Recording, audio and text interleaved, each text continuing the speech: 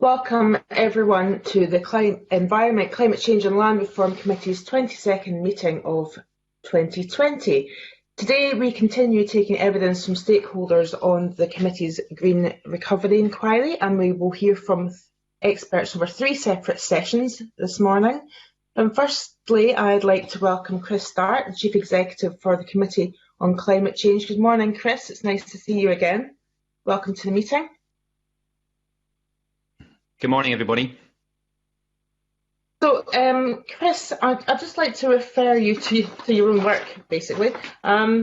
You have identified 6 principles that should be used to prioritise action for green recovery. For the benefit of those watching, I'll just run through them. Use climate investments to support the economic recovery and jobs.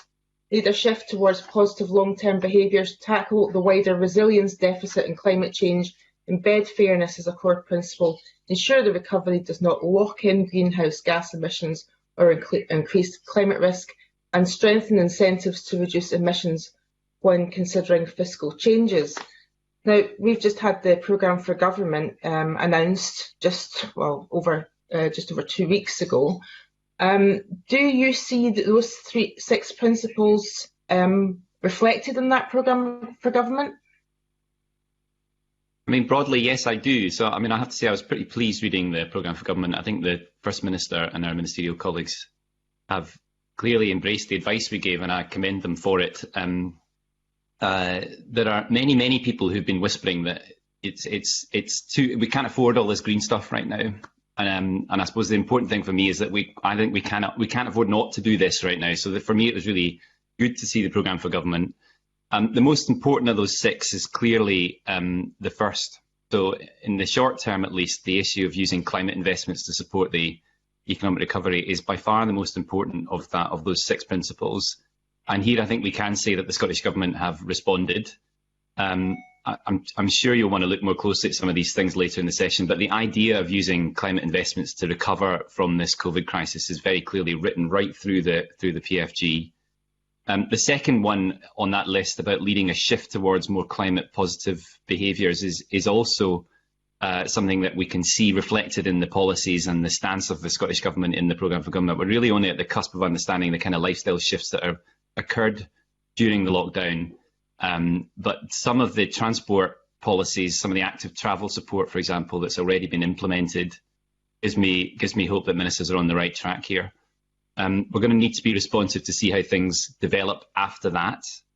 I am very worried about the potential for a rebound in the use of cars, which has the potential to undermine the wider effort on decarbonisation in Scotland. So that's something to watch, I think. But definitely on that one, there is a more responsive government, perhaps, than we see in other parts of the UK. The last kind of 3 that I think need a bit more time to embed, and this isn't criticism, but I think it's worth reflecting on it, that tackling the wider resilience deficit, as we've described it on climate change, that's our way of saying, look, we were not well prepared for this pandemic, certainly not as prepared as we wanted to be. We should reflect on that. We are not well prepared for climate change either. So, in Scotland, I think we can say that we are better prepared than other parts of the UK on many issues when it comes to climate change, but it's a very real risk now. So, the 2 risks that we need to worry about when it comes to climate change is the physical impacts of climate change itself, and this idea that Scotland's not immune from that. So, the changes that you're seeing reflected in extreme weather around the world, the changes in climate, well, they're coming here too. They are here already. The kind of changes that we're seeing in weather each year is something we need to be better prepared for, particularly when we think about things like the housing stock. There's that physical risk. There's also how well prepared we are for the transition to net zero. And here again, we're not as prepared for that as possible. So now that's a kind of deficit generally in planning across Scottish Government and UK Government. And I would say local tackling the deficit is definitely something I think we're going to have to keep returning to. Embedding fairness as a core principle was one of the other things that we said. Again, good stuff happening, particularly with the Just Transition Commission, which will be critical in defining how we approach the challenge of getting to net zero in a fair way. But again, that's something we can do more on. And then this last point, which I really wanted to make about the risks, I suppose, of locking in our use of fossil fuels, a risk of locking in high greenhouse gas emission scenarios. or increased climate risk. But we haven't yet seen really what the Scottish Government is going to do about that. So in particular, we haven't yet seen the infrastructure strategy that's going to go with the budget. We haven't yet seen what happens if a high carbon industry starts to look for government support, and that seems to me is inevitable. So for me, that's the point when we'll really see whether ministers have really understood and baked in the idea that we have to kind of lock in a different trajectory for emissions as we come out of this. I sort of wonder today what environmental strings might be attached when the chips are really down, if that kind of corporate support is needed from ministers. So I think it's really good to read the programme for government. I was extremely pleased to read it. I think that there's still more to do as we emerge from what's clearly still a health crisis into the economic crisis that's going to come next. You rightly mentioned there that there's going to be real pulls on government. On the one hand, we've got the climate emergency, which you could argue is far more serious than this temporary emergency that we're going through. But we've got the very short-term thing of people facing losing their jobs, and that's going to be a very difficult line to tread as you go along, not least in the area that I'm from in the northeast. Can I just, off the back of what you've said, I mean, obviously government can set the tone, they can put the measures in place, but the things about like behaviours, etc. And some of my colleagues are going to come in later on around locking in the low carbon behaviours, that the working from home, etc. Just how, looking beyond government and beyond local authority, we've obviously got a whole lot of the private sector as well. What's your sense of where they're going? Are you seeing them going back to normal, or rolling back on some of the kind of more flexible approaches that they had during lockdown? So it's still very early in this pandemic to make any kind of clear judgments about how things have changed. But going into this, we got a bit of advice around kind of behavioural science generally about big changes like this to society. We've never locked down a modern society like this before, so it's difficult to know what's going to come out of this. But one of the things that the psychology tells us is that the longer a change is enforced and maintained, the more it becomes normalised. So the kind of changes that we're seeing, particularly in working patterns. So I'm speaking to you today from my bedroom in Glasgow, so this is a very unique experience. This is the kind of thing that would have been very odd prior to the pandemic and now has been normalised.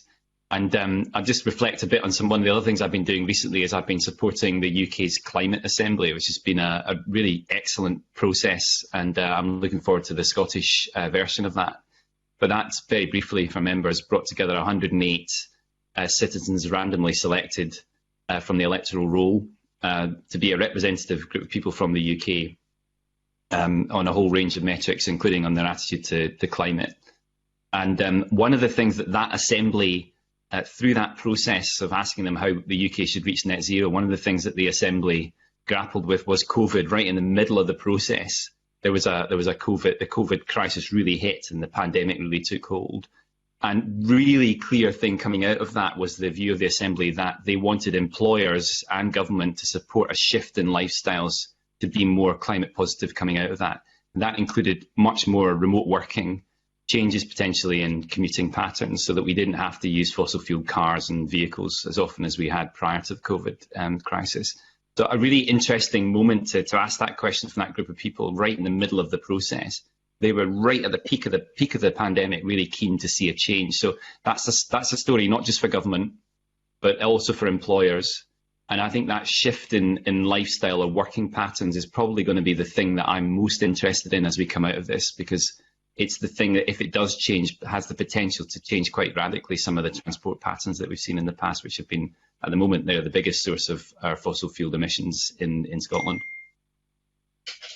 Before I bring my colleagues in, I also want to just refer you again to your own work on the priority measures that you've outlined that would have clear, in your words, clear economic, social and environmental benefits. And there's I think there's 5 of them I've got written here. Quite a few of them have made their way into the programme for government. Are there any that you'd like to have seen there that aren't, vice versa? Yeah, I think you'll be referring to the way we describe the policy. So just a kind of brief distinction. We talked about 6 principles, which are the kind of approach that ministers might want to take to developing a programme, and then we characterised the measures themselves in 5 ways, and I won't go through them all, but briefly, they were about investments in low carbon infrastructure. Secondly, about reskilling and retraining for net zero.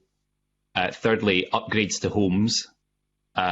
Fourthly, making it easier for people to walk and cycle and to work remotely, just as we were discussing that change in lifestyle that may come after this. And lastly, about changes in the natural environment, so the kind of green, the kind of green investments we can make, so tree planting, restoring peatland. Also green spaces, so we've come to appreciate the green spaces we have. I'm living in the middle of Glasgow, and I've never appreciated the park that's next to me more. So kind of the idea that we should be building measures around those 5 things. And when we look down the programme for government measures, I'm happy to say that they have looked at those kind of 5 broad measures. And I think it's worth. I would like to put on record actually that it's a really impressive thing to have that kind of focus on the green recovery written through the programme for government, and particularly that very welcome focus you see in the PFG on housing retrofits, on skills, on training, which we highlighted really as the top priority. There's a substantial package in there of infrastructure investments for net zero. Now, we haven't yet seen quite what the strategy will be for that, but again, that's a strong message. I mean, we could look at each of those in turn. There are measures attached to each of those 5 things. So on low carbon infrastructure, we've got the infrastructure investment of 2 billion, which was announced over the next parliamentary session. There's 70 million in there for refuse collection for infrastructure, the refuse collection infrastructure. 150 million on flood risk management, really important because that's one of the climate impacts that we can expect to be more prominent in Scotland. On reskilling, there's one of the big announcements was the 100 million Green Job Fund. There's also a National Transition Training Fund, expanded apprenticeships. We've got a climate emergency skills action plan, and there's a Grangemouth Future Industry Board. So that's great. This is the kind of idea. This is the whole point of us offering this advice, was that kind of response would come from the government. On homes, uplifting, which is absolutely what we should be doing. I might say that the period over which that uplift is there is perhaps the problem. We'd like that to be as front-loaded as possible. On walking, cycling and working remotely, 500 million over 5 years for active travel is a big number. Again, I'd like to see that front-loaded. 40 million for local authorities for pop-up cycle lanes, and a digital action plan, which will help, of course, on the idea of supporting remote working. And lastly, on that idea of green infrastructure, on investment in tree planting and peatland restoration, 150 million. And the idea of a 50% increase in woodland creation by 2024. That's exactly the kind of package that we hope we would see in offering our advice to Scottish ministers. So I think, again, Scottish ministers to be commended for their immediate response to that. This is something, though, that requires a bit more than just an immediate response. So some of that money is stretched out over quite a long period, and therefore it's difficult to characterise as a major response to what will be quite a spiky economic crisis. So as much of that needs to be front loaded as possible so that we get the maximum advantage, particularly from the climate investments that we talked about. Do you think that, I mean, you look at other countries and they are investing a proportion of their GDP in their green recoveries, and they're putting a lot of money in right away. You see there's particular difficulties there with the fiscal settlement for the Scottish Government in that regard. Well, I think if the fiscal settlement is preventing that kind of immediate injection, then I might agree with you. We haven't looked at that issue, so the idea of what fiscal constraints there are and what devolved constraints there are is not something that the committee's looked at yet. But I mean, obviously, the kind of standard logic in a recession is that the government steps in to replace that lost capacity in the economy. One of the big messages written through all of our advice in the last 6 months has been that gives us this. Careful using this language, COVID itself is definitely not an opportunity. It's not something that we should think of as a positive development, but the idea that bigger change can come after this than perhaps was possible going into it means that, that idea of kind of pump priming, pushing investment towards the things that will drive us, more quickly towards net zero as we come out of this, gives us the chance to really grab, from this pretty desperate situation we've had in the last 6 months, grab some silver lining from it so that we move more quickly towards the climate targets that we have in Scotland, while supporting the economy, while supporting new jobs, using those climate investments as the basis of the approach that the Scottish Government is taking to promoting the recovery. That is not what happened in previous recessions. So let's use all the levers that we have available to us. Thank you. I'm going to bring in Stuart Stevenson. Thank you, Convener. I want to ask a question which I'm looking quite a narrow answer, because others, I think, will take the generality what I'm about to ask wider. In particular, what Chris, you said was the test will be how government supports industries that are in difficulty, and I want to just focus on two. One is obviously aviation, where clearly you can quite sensibly replace domestic air services between central Scotland and London with rail services. Travel times are similar, etc., etc. And pilots on domestic services make about the same income as drivers of trains do. So would one of the tests in that area be that you see retraining of pilots and indeed crew and the rest of the plane into roles that are equivalent and similar in rail? Because it's always struck me as bizarre that we have about 5 or 6 times as many people fly between central Scotland and London as use the railway. So might that be one test? And the other one, which Angus MacDonald, I guess, will come to later, is just the generality of big industrial complexes like refineries, where many of the products are products which we haven't found ways of replacing yet. So will the test be that if the government finds itself having to support that for economic reasons, that it tailors that support to protecting the employment but moving the products to products that are more sustainable? So, lots in that. So the first question on aviation, a really interesting one. The major driver of the climate problems that come in aviation is not domestic travel. Actually, quite a small part of the overall. Basically, actually flying in a plane is a really efficient way of using fossil fuels. So travelling domestically in the UK is a problem when it comes to climate change, but it's not the major driver. The major driver is actually international travel and long-haul flights. It's again, it's a very efficient way of using fossil fuels, but there's just a very long way to travel. So you're using a lot of fossil fuels in that long-haul flight. I think it's an interesting question, though. I would very much prefer to see us using domestic surface transport as an alternative to flying, because of course that's better for the environment, especially if it's an electrified rail link. So, the interesting question whether you could, retrain, move between those sectors. There's clearly some transferable skills. I think the second question is the more interesting one, if I might say, when it comes to the test, as I described it earlier, and it's clearly not going to be an easy thing to say to a refinery. You can't have public support. There's no basis for that in a net zero world. What I would like to see is not that we make black and white decisions about which corporates to support and which not to support when the chips are down, because these are real companies employing real people and providing real important impacts to the Scottish economy.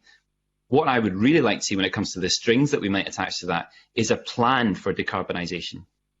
So, each industrial facility in Scotland needs to go on that journey and needs to be supported to go on that journey. This is a really important moment for Scottish ministers and UK ministers to tie that kind of environmental string to any support that they offer. So be that loan or grant funds, for example. So that's a really important moment to effect a bit of change that will help immensely in those industrial emissions. And just to kind of agree with the premise of your question, there are alternatives to using fossil fuels in industry. We know what they are. Broadly, it's about electrifying the economy as much as we can, so using electricity as a basis of industry rather than using fossil fuels. That will not be the only answer, and it certainly doesn't meet every application that we see, particularly in heavy industry. So alongside that, we need a strategy for carbon capture. We need a strategy for using alternative low-carbon fuels like hydrogen. So imagine a moment where Scottish ministers understandably are asked to provide some support to prop up those corporates over a difficult period and ensure that they maintain their employment. Really important thing to do. I wouldn't object to any of that. But let's imagine that attached to that is the idea that there is a coherent and a realistic decarbonisation plan, one that's tied well to the kind of policies that ministers are going to have to implement over the next 10 and 20 years too. That would be a big step forward. That's the kind of thing that we haven't seen prior to COVID. So again, it's one of those things that as we come out of this might mean that we can move more quickly afterwards. Can I bring in Mark Roscoe? Yeah, that was a really interesting point about coherent decarbonisation plans for different sectors. Would you see it as your role in the UKCC to kind of judge whether corporate plans for oil and gas or aviation or other sectors that are being put forward by industry are actually competent and will actually deliver us to a net zero ambition? Because obviously, it's very much yeah, I mean, I don't think we could be the ultimate arbiter of that, but I think we could offer some advice on it. So one of the things that we've seen, a very good development, I have to say, in the last, let's say, 2 years, is the amount of corporate commitments that have been to net zero. That's great. So you may be aware that there's this kind of initiative, the Science Based Targets Initiative, which is a thing that corporates can sign up to, which is a basis on which to look at their own corporate plans for decarbonising. There are other things in the mix here too, so that the financial disclosure rules which are coming, looking at the disclosure of climate risks under a kind of coherent framework for looking at that. These are all important steps forward, but I would say it's a bit of a mishmash at the moment. So it's difficult if you're a well-intended corporate who wants to do the right thing. Where do you go? So one of the things we want to do this year is offer some advice on that. And while I'm on it, there are 2 points to that advice. So at the end of the year, we'll be giving our advice on the trajectory of emissions for the UK and for Scotland in our next major report. Alongside that, we want to do 2 things. One is to frame up some more coherent advice to any corporate that wants to sign up to that kind of net zero journey. So we're going to be looking at things like the kind of emerging standards that are for net zero compliant corporate commitments. And the other thing we're doing just on the other side of the house is looking at what it means for local authorities to sign up for that net zero goal as well. So the other development we've seen recently is lots and lots of local authorities signing up, declaring climate emergencies and signing up to some kind of policy that's tied to the net zero goal. That's a great development, but again, it's a bit of a mishmash. So it's not strictly our role to provide that advice. We are the statutory advisors that look at what especially the government is doing. But more and more, I think we understand that this is a system-wide, economy-wide, society-wide change that's happening here, and all parts of society and all parts of the economy need to be kind of conjoined and integrated in that journey. And I think it's a useful thing for us to try and provide a bit of advice about what those strategies should look like. So you can expect us to do that. One final point on it is that I don't really want to be in a position where we are, judging plan by plan whether government support is in the right place for each sector or each corporate support package that's put in place. I just don't think we'd have the capacity to do that, nor do I think we'd have the information to look at it. So I think you can expect us to still continue to stand back a bit and look at what's happening in the economy more broadly. Claudia, can I bring you in? Bina, and good morning, Chris. Could I ask you to expand a little bit on what you said now, and also cover something a bit further about the CCS issue? And some have argued, as you'll know, that it's a distraction from renewables and marine renewables, and that we have enough of the natural resources to go down that road. And some have highlighted as well it's speculative and not anyway in the UK at commercial scale. And then there are also the safety issues. So you've come out quite strongly, if I understand it rightly, in your comments you've made in support of CCS. Now, I'm not saying I'm not supportive of it, or that I am, but I'd appreciate a bit more further comment on that. Thanks. Well, so let's look at the challenge of achieving net zero in the round. So what does that entail? It involves, for almost every sector, getting to actual zero carbon. So this is about putting steps in place for each of the sectors that we have to get to near zero carbon in total. So think about our homes, how we heat them. Think about transport. Think about power provision, how we generate electricity. For those sectors, we need to get to zero carbon, and that is a straightforward question. We've got to do it. There will, however, be a set of sectors where either that's difficult or not possible. So the three I'll highlight are the two that we often talk about are agriculture, where you've got an ongoing problem of emissions, which and it's not a simple one to solve. Aviation, which, as we've already reflected, is a sector that can decarbonise and can use alternative fuels, but probably for long-haul flights will continue to have emissions enduring even by mid-century. And the third one is a kind of catch-all term of industry. And those three sectors are going to struggle, I think, to get to actual zero carbon or zero emissions. And therefore, we need a set of accompanying strategies to manage those things. Standing back from it, looking at the industry question, that's the one that's particularly important for CCS. So there are a set of strategies in place that would allow us to decarbonise industry, manufacturing, and indeed refining quite substantially. And we've already talked about this. The central one is a strategy of electrifying those industries as much as we possibly can, because we know that the power supplied to them will increasingly be zero carbon. That is not enough, however. So there are two sections that, unless we are willing to lose that industry altogether, there are two ways in which we have to go further. One is what we call fuel switching. So moving from presently using fossil fuels to something that is zero carbon at the point of use. So you could imagine a world where lots of the use that we have for natural gas, particularly in industry, could be switched to hydrogen. And a third strategy of using carbon capture. And I do think that the strategy of carbon capture is going to be important to the journey that Scotland is on, because it's important in two ways. One is that you can have post-combustion carbon capture, where you continue to use fossil fuels and capture the carbon from it. That's not a zero carbon process, but it does reduce, of course, the amount of emissions that we have from industry there. And the second way is in the production of hydrogen. So hydrogen is an enormously useful fuel once we have it, because you can use it at the point of use without causing greenhouse gas emissions. But we need to think about how that supply of hydrogen is going to come. So there is a role, I think, for what we call blue hydrogen. Alongside green hydrogen, blue hydrogen is where we take natural gas, put it through a chemical process, capture the carbon and store that. That is a process that Scotland stands very well to benefit from if we have in place. Green hydrogen is where we electrolyse water. It tends to be a much more expensive process, although there are lots of people who think it could be made more cheap. But again, all of those things, I think if we wait for those kind of zero carbon processes that we would love to have in the future, then we will be too late. So I think carbon capture is a really important part of the process that the transition that Scotland needs to go on to get to net zero. And I'll just add one final thing, which is if we have those carbon capture facilities in Scotland, there are 2 or 3 places where it would make a lot of sense to put them. Then we can also, start to think about what we might do with some of the bioenergy resource that we have, and start to think about negative emissions. So BECCS, bioenergy with carbon capture and storage.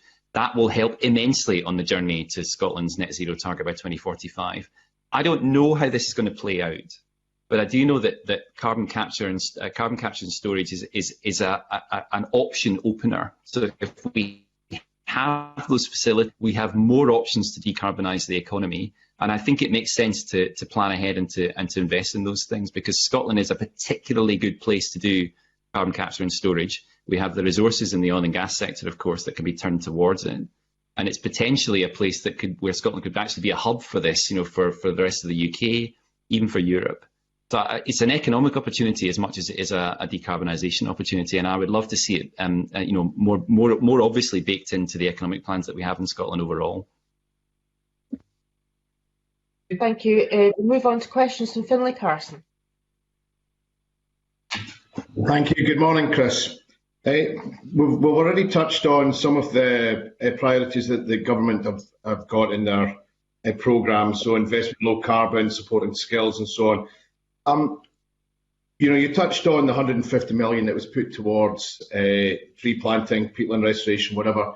But this surely is all about outcomes, and it's very well looking at the money we're investing, but it's not clear what these investments are going to return with regards to effects on climate change. So, for example, we've got ambitious targets for planting trees. However, at the moment, the vast majority of those trees that are being planted are Sitka spruce, which have limited ability to have a long-term effect on the climate, with something like 65% being cut down and burnt within 35 to 40 years, and the next 20% being used in short-term production, so that the ability over a long period is actually not as impressive as it might look.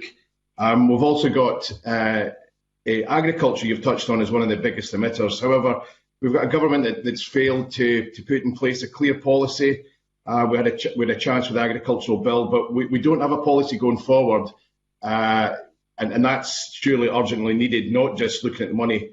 We've got 10 million towards a fund for farmers to buy equipment, but surely we need the policies going forward. So do you think this government programme going forward actually gives us enough to be happy that in the future it's going to tackle the issues we have?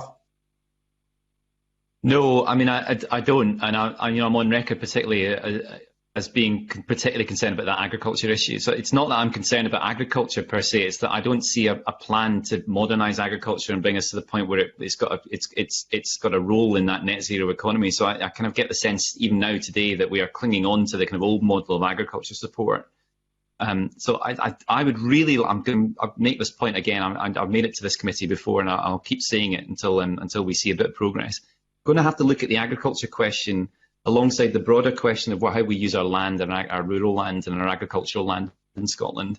And we need to think about grabbing the opportunity there is to change that. Now, we can either be dragged to this and see the kind of changes that I don't think anyone wants to see, where we see agriculture wither, or we can move to a world where we start to view agriculture in a different way, where we embrace the changes that need to come so that agriculture plays a strong and meaningful role in that net zero economy. And that includes thinking of carbon as a crop. So I think if you're going to move to that world, we need to think about where land managers, farmers working the land, yes, they continue to have livestock. We're not talking about big changes in livestock. We're talking about improved farming practice there that allows those emissions to fall. But alongside that, using that agricultural land in a different way, and where it's possible, restoring peatland, providing a really important service there. That's one of the quickest ways to get the return that we need on natural carbon sequestration, and planting trees. And those planted trees shouldn't be thought of as a kind of, I don't think at least, an industry of carbon sequestration. There's a really important nature and biodiversity impact if those trees are the right trees planted in the right places, and if the land managers are rewarded in the right way for doing that. I would love to see us move to a world where Scotland has that kind of policy in place. There's a broader set of environmental objectives that those land managers and farmers can also provide, including some of the natural protections from things like flooding, for example, that can come with the benefits of changing the agricultural land in that way. But we don't have the policies in place in Scotland to do that. Neither do we have a good sense of what those policies are going to look like. And I have to say that DEFRA have been pretty good on this, actually, in setting out this kind of the idea of public money for public goods, which I know is not something that we've been discussing in the same way in Scotland, but at least I have a sense of how the environmental land manager scheme in England is going to work. So, I'd really like to see some more creativity in policies that will help that we need to see in that net zero world overall. Thank you. That's really useful, because we can see budget lines coming forward, but ultimately we're way behind when it comes to land use strategy. We've got documents that were created quite some time ago, probably when you were still working for the Scottish Government, that unfortunately really haven't progressed. And I know some of my colleagues are going to be touching on regional land use strategies or whatever in a little bit of time. But certainly we've heard another evidence that we need to look at carbon price. We need to do far more work in identifying the potential for each piece of land in Scotland to deliver. And I think we're uniquely placed to go that little bit further than everybody else because of our unique environment. But going back to supporting the green recovery, you've touched on peat and trees and whatever, and some of those are long-term, certainly when it comes to peat. what are the three most significant measures that Scotland can take over the immediate term, so right now, to support a green recovery that will actually have an effect? It's a really good question. So actually, we published our last major report was the advice that we gave to the Westminster Parliament, and we turned that into a piece of advice as best we could on supporting the economic recovery because of the timing of that report. So one of my ambitions going into that report was that we would try and rank measures by their impacts, and actually we found that extraordinarily difficult. It's a bit of a dark art, or it's you're kind of licking your finger and putting it in the air when it comes to some of the employment impacts, for example. So in the end, we didn't try to try and rank the measures. Other commentators did. I think maybe standing back from it, instead of giving, I'll come to maybe what I think the most significant measures are. But the key thing is three broad kind of objectives. Firstly, programs that can begin quickly. So when it comes to the economic recovery, it needs to be something that happens over the next year to 2 years. Otherwise, it's not going to be physically part of the economic recovery effort. And again, I'll sign a kind of warning sign that was some of the measures that were announced in the programme of government are not measures that are in that period. They're over a longer period, over the next Parliament, for example. And this is all worthwhile stuff, but it's not strictly speaking about the recovery unless you see it quickly. So that's programmes that begin over the next 12 to 24 months. Secondly, programmes that get money cycling in the Scottish economy. So, keep it that idea that we need to kind of pump prime the spending that we're seeing in the Scottish economy. And thirdly, and the obvious thing to say is jobs, jobs, jobs, jobs, jobs. So labour-intensive steps. And again, those climate investments that support labour, there are many of them. So they're really important steps, actually. Some of the things we've already talked about, like tree planting, which are labour-intensive, but the kind of thing you can get going quickly, they're really kind of front and centre. So if you kind of 2 or 3 things I might highlight coming out of that. Firstly is housing retrofits. So making homes more energy efficient, less drafty. The Scottish Government's put some really good policies in place, but we need to turn those policies into more of a stimulus. And again, there's been that effort from the Chancellor down south, but we haven't seen that same focus on the need to do that in the immediate term. So that kind of a really sensible set of packages that could allow us to have quite a labour-intensive set of investments that make our housing stock more ready for the climate changes that are coming and more energy efficient.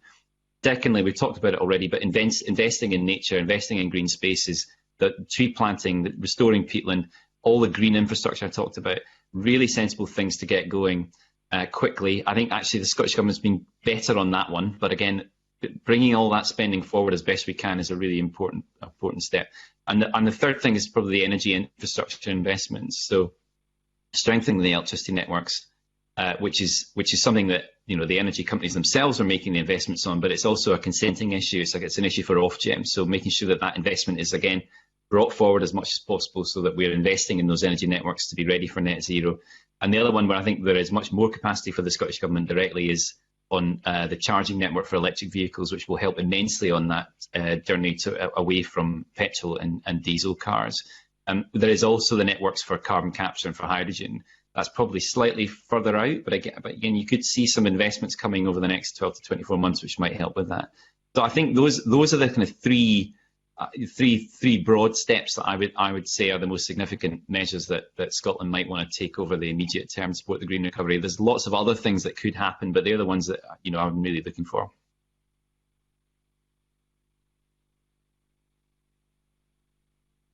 Finlay, do you have another question? No, that's me, thanks. Okay, thank you. Angus. Okay, thanks, convener. Good morning, Chris. You've already helpfully listed the relevant contents of the programme for government, which includes actions to set out the first tranche of the £2 billion low carbon fund, including helping to secure investment of £1.6 billion over the next Parliament in heat and energy efficiency in our homes and buildings, delivering a £100 million Green Jobs Fund and providing £60 million for industrial decarbonisation. Now, the Low Carbon Fund was previously highlighted in the 2020-21 budget, and this £2 billion is over the next parliamentary session, so will total around £400 million per year. So, would you say the investments outlined in the PFG under the Low Carbon Fund are adequate? and will they be delivered quickly enough? I'm asking, well, to give you one example, the £60 million, is that enough to drive decarbonisation of the industrial and manufacturing sector? Particularly when you talk about the situation in Grangemouth and the Grangemouth Future Industry Board. Clearly that needs to move at a pace, and is £60 million adequate to help that along? Yeah, I mean, the programme for government talks about this £2 billion low carbon fund, and that's pretty chunky, to use a technical term. So, I was pleased to see that, but it's worth saying that £2 billion is over a whole parliament. So I think that amounts to about 400 million a year. So that's not to be sniffed at, but it's quite far off in time for the present crisis. Again, we make the same point that as possible, the better it will be for the economy. I'm pleased though that it's there. I mean, that's a big figure. I mean, that kind of rule of thumb is multiplied by 10 and you get to the UK-wide figure, and that would be a big announcement. So, I'm pleased about that. That seems to me is the right kind of quantum, at least, to get us going. And as I say, not to be sniffed at. You mentioned the 60 million for decarbonisation of industrial and manufacturing sector, and I mean, self-evidently, that is not enough to achieve the decarbonisation of industry in Scotland. So we've got to get real on that. We need a strategy that looks much more fundamentally at the issues. We've talked about this already, but there's kind of, I don't know, 3 or 4 things that will matter when it comes to industrial decarbonisation. First one is a straightforward issue that's causing a productivity drag for us now, which is the energy inefficiency of many commercial firms in Scotland now. So that should be fundamentally part of the Scottish Government's focus on energy efficiency, about driving more efficient use of energy to reduce the costs of energy to commercial firms in Scotland. That's a really good thing to do on any perspective. The other 3 are more difficult and require a proper strategy and I would say a good vision for what Scotland is hoping to achieve. I think we lack the bit of the vision when it comes to industry in Scotland. We need a plan for manufacturing and industry that talks firstly about how we're going to electrify it as much as possible. That needs to be a plan that's endorsed by industry and by government. We haven't really got that. So that idea that we're going to electrify industry is something that we haven't really talked enough about, but that would be a very sensible thing to do given the amount of green electricity that's now being produced in Scotland. Secondly, we've already talked about carbon capture, but we need a realistic appraisal of where we're going to use carbon capture in Scotland. It's big, potentially, but we're seeing that there is competition in other parts of the UK for what we're doing on carbon capture. It's not going to happen by osmosis, so I'd love to see Scottish ministers support a few key sites for carbon capture in Scotland. And then lastly, the idea of fuel switching. Again, we've talked about it a couple of times, but switching from where it's not possible to electrify, switching from high carbon fuel, high fossil fuel use to the alternatives, including most notably hydrogen. So that would amount to a serious industrial plan. We're not going to get that for £60 million, but I think that idea of building a proper vision about how we move from where we are today to that kind of outcome over the next 10, 15, 20 years would give investors a lot of confidence, would give an impetus to start that transition, the kind of transition we've not really seen when it comes to the manufacturing industry's refining yet. Okay, I certainly agree with you with regard to the issue of vision required, but if you'll allow me, Convener, to be a bit parochial, that vision has been in Corker District and Grangemouth for decades. There was a scheme proposed in the 1950s, a district heating scheme, which unfortunately never got off the ground, and then recently we've had a major district heating scheme that has failed because some of the major players in Grangemouth refused to come on board. So that vision is there locally, but it needs to be a joint effort with everybody involved, including industry themselves, and any way that we can encourage them to come on board with a lot of these schemes is imperative. I completely agree with that. I mean, I think that very often in these discussions, it's tempting to just look to the government and say it's all you. So where's this plan? You need to do it all. But actually, it's got to be a partnership. So one of the things that I think has been a good development down south has been this idea of these kind of sector deals, which is almost like a quid pro quo. It's very, kind of a joint vision about what needs to happen. strong idea about what government will deliver alongside what industry will deliver. And I agree with you in the Grangemouth area.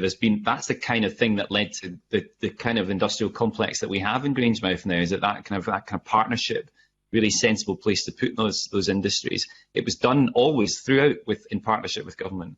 And I'm familiar with some of the things that you've talked about. I think it's very disappointing that we haven't got that kind of district heating scheme in Grangemouth, because there's lots of industrial heat that's being vented and wasted. That's a kind of very cheap, if not free heat that could be used to support citizens and consumers of that area. So, these are the kind of plans that you could put in place where there was a proper partnership between government and industry, and a proper plan for decarbonising that sector alongside those plans would be absolutely brilliant. So, I mean, that's the kind of thing I'd like to see more of, rather than these kind of important but still very kind of bitty spending pots, which is but again, if I stand back and look across the programme for government, there's a bit of that still playing out. That's kind of an announcement-itis of lots of little pots of money that actually don't have the scale and the impact that they should if there was a good and coherent plan with industry in place.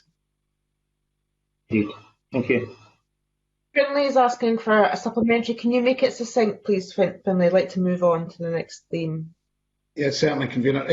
Chris, you started off by saying you really welcomed this programme of government, but as the conversation has developed, you've mentioned a lack of strategy, a lack of policy, a lack of vision, and latterly there you just mentioned that the programme of government is just little pots of money. Do we urgently need to address that?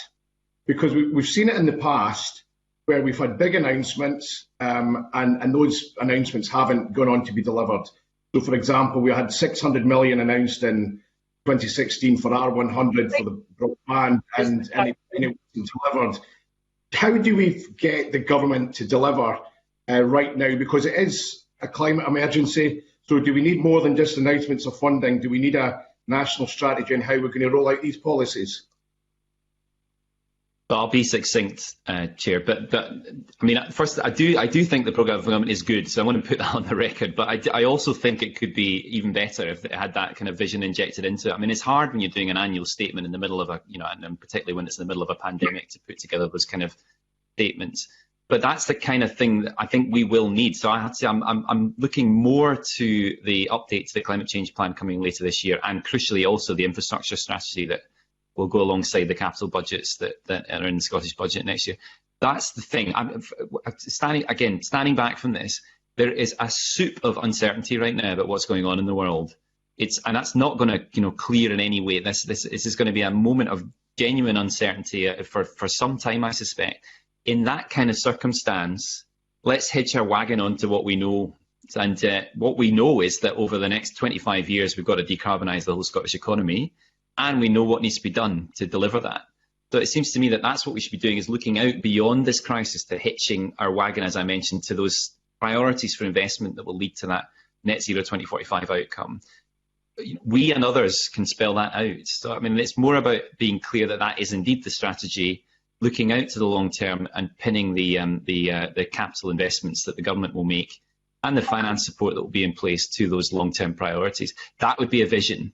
And I think the PFG starts us on that journey. And I'll commend the Scottish Government for putting it together in the circumstances that they did.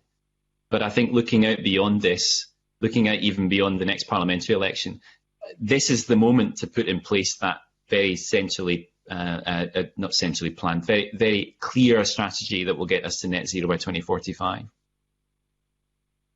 Thank you. We're going to move on to questions around the Scottish National Investment Bank from Stuart Stevenson. Right, Convener. I wonder if the Scottish National Investment Bank, with its £2 billion funding, which sounds a lot of money, is that actually enough to deliver priorities at pace and scale? And should the National Investment Bank publish each year something that shows how it's aligning its activities with a non-zero future? So when it comes, I mean, the $2 billion is a lot of money. I mean, there's no question, and remember that's not alone the investments that we will see in the Scottish economy. It's planned to be the cornerstone of a broader set of investments. The idea of crowding in the private investors that would go alongside that is a really good one, I think. Difficult to give an answer whether that's sufficient, but the question of whether it might make a big impact is more difficult to understand. But it's certainly a big scale. It's worth just reflecting a little on what needs to be done here to get to that net zero goal that is now law in Scotland. We're talking really about turning over the whole capital stock of the economy over the next 20 years or so. And that is primarily a capex challenge. This is about capital investment. And that investment is primarily private investment. So, and I think that's worth thinking about. We're only going to achieve that if there's a focus on keeping the risk to investors low, so that the cost of capital is similarly low. That's what's going to make the transition cheap. And I think there is a role for the National Investment Bank to act as that cornerstone investor on some of the big investment challenges that we've just talked about in the last question, to deliver net zero. If it's canny, the SNIB is going to crowd in private investment, going to give private investors confidence to put money in. If it does it badly, it's going to scare them off. So I think that, for me, that's the question, rather than the scale of it, is whether it achieves that. We need scale, we need focus in this. We also need clarity of vision about the investment priorities, particularly in industry, as we've already discussed. I would, though, like to see, alongside the investments that the SNIB is financing, a commitment to being transparent about the climate impacts of those investments. We've got all the rules that we need to allow them to do that. So in particular, the TCFD rules, the Task Force for Climate-Related Financial Disclosure, is a rule book effectively about how we disclose the full carbon impacts of their investment portfolio, how well aligned that portfolio is to the Paris goals and to the Scottish target. If it's doing that, then we'll have a really good sense of what contribution it's making as an institution to the net zero goal in Scotland. And if its investments are not aligned with Paris, they better have a really strong decarbonisation plan attached to them. Or I think that kind of assessment is the sort of thing that we would like to be able to make and to see. So I hope when the SNIB is planning its programme and its calendar each year, that is one of the things that we'll see from it overall. Thank you. That's interesting. I'm going to slightly disagree. I don't think $2 billion is a lot of money. It's actually 2% or thereabouts of annual GDP, and it's one-off. So I'm not sure it's a lot of money. But you made the point that private investment will be vital to achieving our goals. Do you therefore see that the SNIB might be most useful if they are a partner in projects, perhaps a second-tier lender who are part of the finance package that will make very big privately led or major investments from private sector? Do you think that's going to be a particular way that they can support what's going on, especially as, being a state-owned bank, they inevitably are able to take a longer-term view than perhaps private investors, particularly venture capitalists who tend to work on 3-year investment cycles. And this is something where we need much longer timetables. Is that the essence of what the SNIB brings to the table that you can't normally expect to get solely from the private sector finance?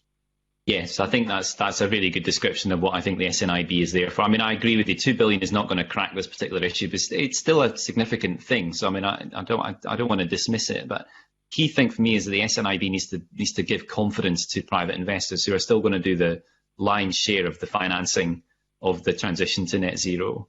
And if we get confidence, then you'll get a cheap cost of capital, which is eventually going to be something that the consumers will pay. So it's the transition itself will be cheaper.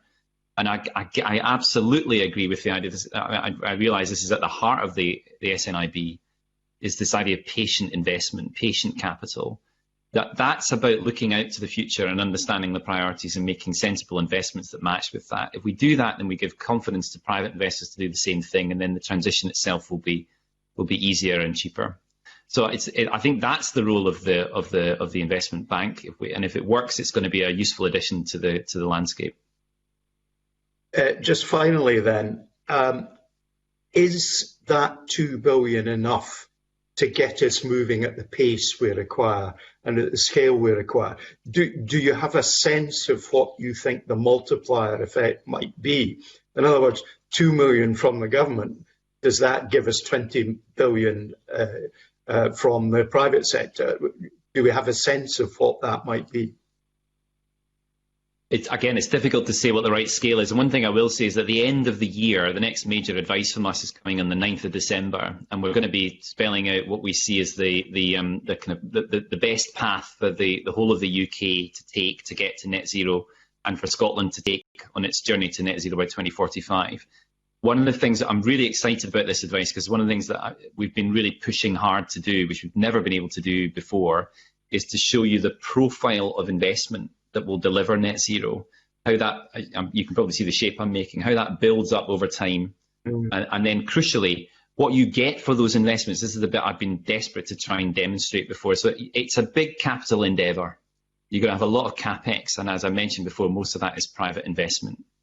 But there is a return to that in the form of the savings that we get from not spending on fossil fuels. So the the OPEX savings that come with that capex, if you imagine, we'll be able to show you that, how that plays out, and it will make the case, I hope, that it's worth it. That, you know, that on any sensible ground, this is something that we should be doing, because it's not just helping the climate; it's also boosting the economy.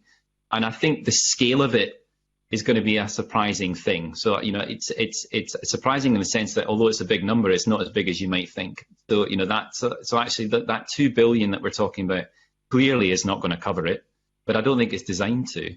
And if it can get that profile of investment up, so it's higher at the start, then you make the transition easier overall. That you get those OPEX savings coming earlier than they would otherwise. So I think that idea, that kind of central tactic or strategy, is something that the SNIB can really help with. Thank you. Can we move on to questions from Liz Smith? Thank you, Convener. And it's just building on the question that you've just been asked by Stuart Stevenson. I mean, there's obviously a very important balance to be struck between stimulating demand in the right place in the economy against incentivising the right behaviour, particularly if we're going to have a green recovery. And I just wondered if you have any advice to give about where you think the priority should be on fiscal levers in order to achieve that balance. Gosh, the fiscal levers question is one that I'm afraid we haven't really looked at in the committee. So I don't want to say too much about it, having not made the appraisal. I will say that in October we're planning to publish our next appraisal of Scotland's progress. So we do that every year, and it will be at the start of October. And we're going to look at some of those questions. I'm not sure we're going to look at the fiscal policy levers too closely, but we could say some things in the round. We've already talked about the need to inject public spending as quickly as possible into this discussion. So the more that we can front load the public spending commitments that we see in the programme for government and whatever comes next, the better it will be for the economy, the sharper the impact will be on the net zero trajectory. So I think that is a fiscal policy question that, you know, if there are barriers to that, then we should try and remove them as much as possible to ensure we get the green recovery. And the other thing I think which is more kind of interesting, I suppose, really is the question of the tax levers and whether any of those tax levers might amount to, you know, a sharper carbon signal. And I have to say I haven't made that kind of assessment before. But we have said in the round that what we need is efforts to push us on a sharper transition towards net zero. And that would include using some of the tax levers. Most of those are at the disposal of the Chancellor in Westminster. There may be some levers that either are with Holyrood now or could be in the future that might help with that transition overall. The big one for me is the tax levers or penalties or incentives, depending how you structure it, over the heat decarbonisation. So you might know that there is an inbuilt VAT benefit to using fossil fuels, natural gas, as opposed to electricity, which is a daft thing to have in place if the electricity is increasingly green. That's one thing I'm looking for from the Chancellor. And the other one is the transport taxes. So, you know, the use of the levers where possible to drive the transition from internal combustion engine petrol and diesel vehicles towards the cleaner alternatives, electric vehicles mainly. Again, the tax system can be can play an important role in that. I'm afraid I don't know whether the Scottish Government has the levers at its disposal to support that transition. But again, it's something we may want to look at in the future. Would you agree, however, that with your expertise, it is quite an important question about how we do balance the essential stimulation of demand, which obviously has a huge effect on economic growth and investment and jobs, etc., against trying to change our behaviour a bit, and that there are important areas where fiscal levers, particularly tax, can help in that. So, it's an important question, because I think in one of your earlier answers, you quite rightly pointed to the fact it's not just about spending money, it's about the outcomes that we get in environmental policy. And therefore, the more you can do that kind of work, I think it would be very helpful if you would be looking at that. Did you say October you'd be looking at that? So in October, we're going to make an appraisal of progress. We haven't yet seen the government's climate change plan update, nor have we seen the infrastructure plan. So it's going to be it'll be a kind of staging post update rather than a full assessment. I mean, but we'll offer some assessment of, in particular, the programme for government.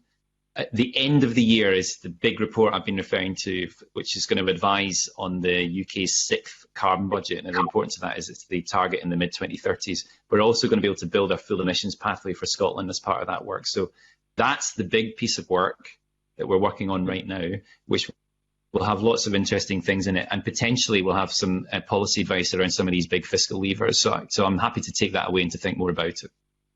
Thank you very much. Thank you. I'd like to come to Claudia, who has some questions around conditionality around government support. Claudia.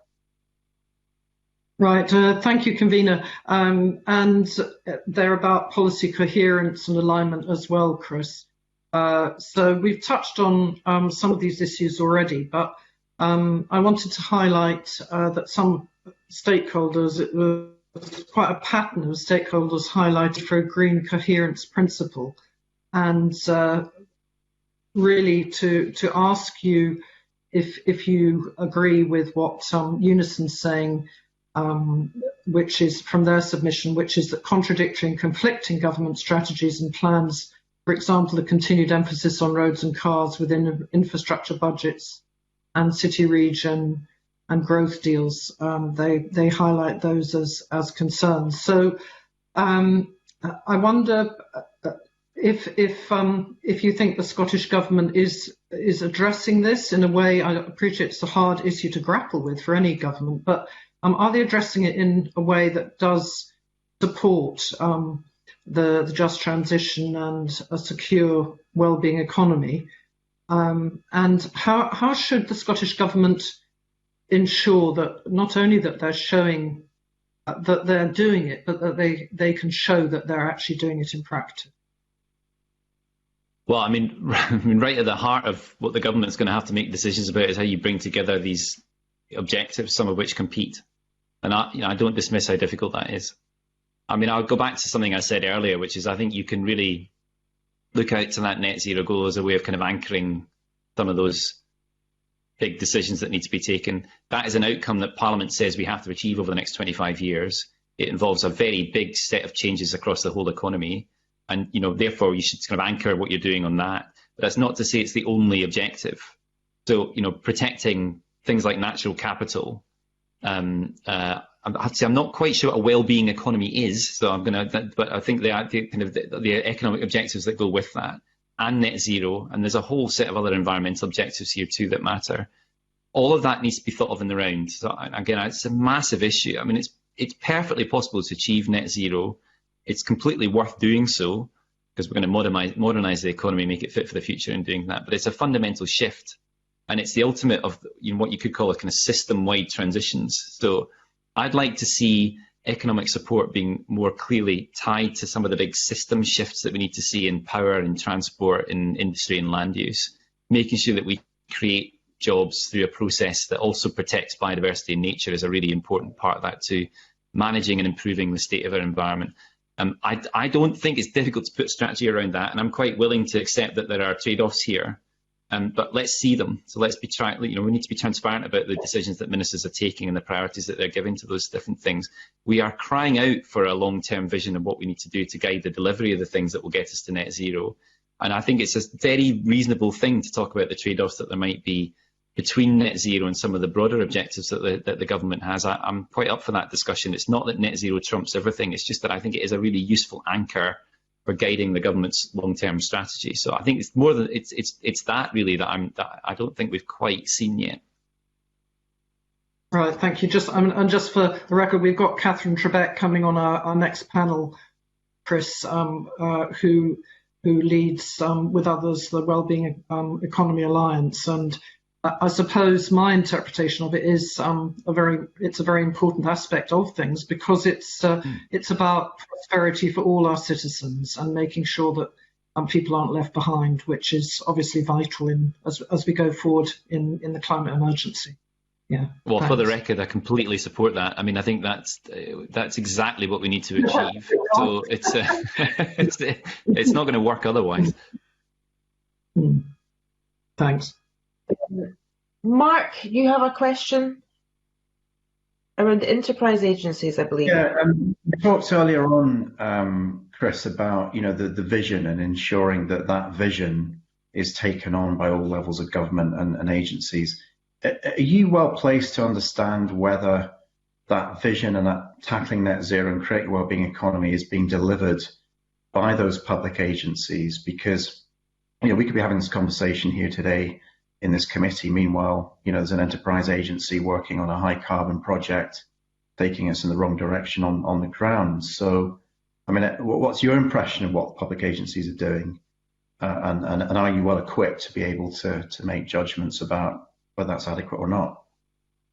So I think there's still a way to go to having that full alignment that we need to see across all of the public bodies and agencies. You asked me if I'm well equipped to judge it. I don't think I am. So I think that I'd love to be better equipped to judge that. It's one of the government, Scottish Government and the Programme Government, again, recommitted to the establishment of a Scottish office for the CCC.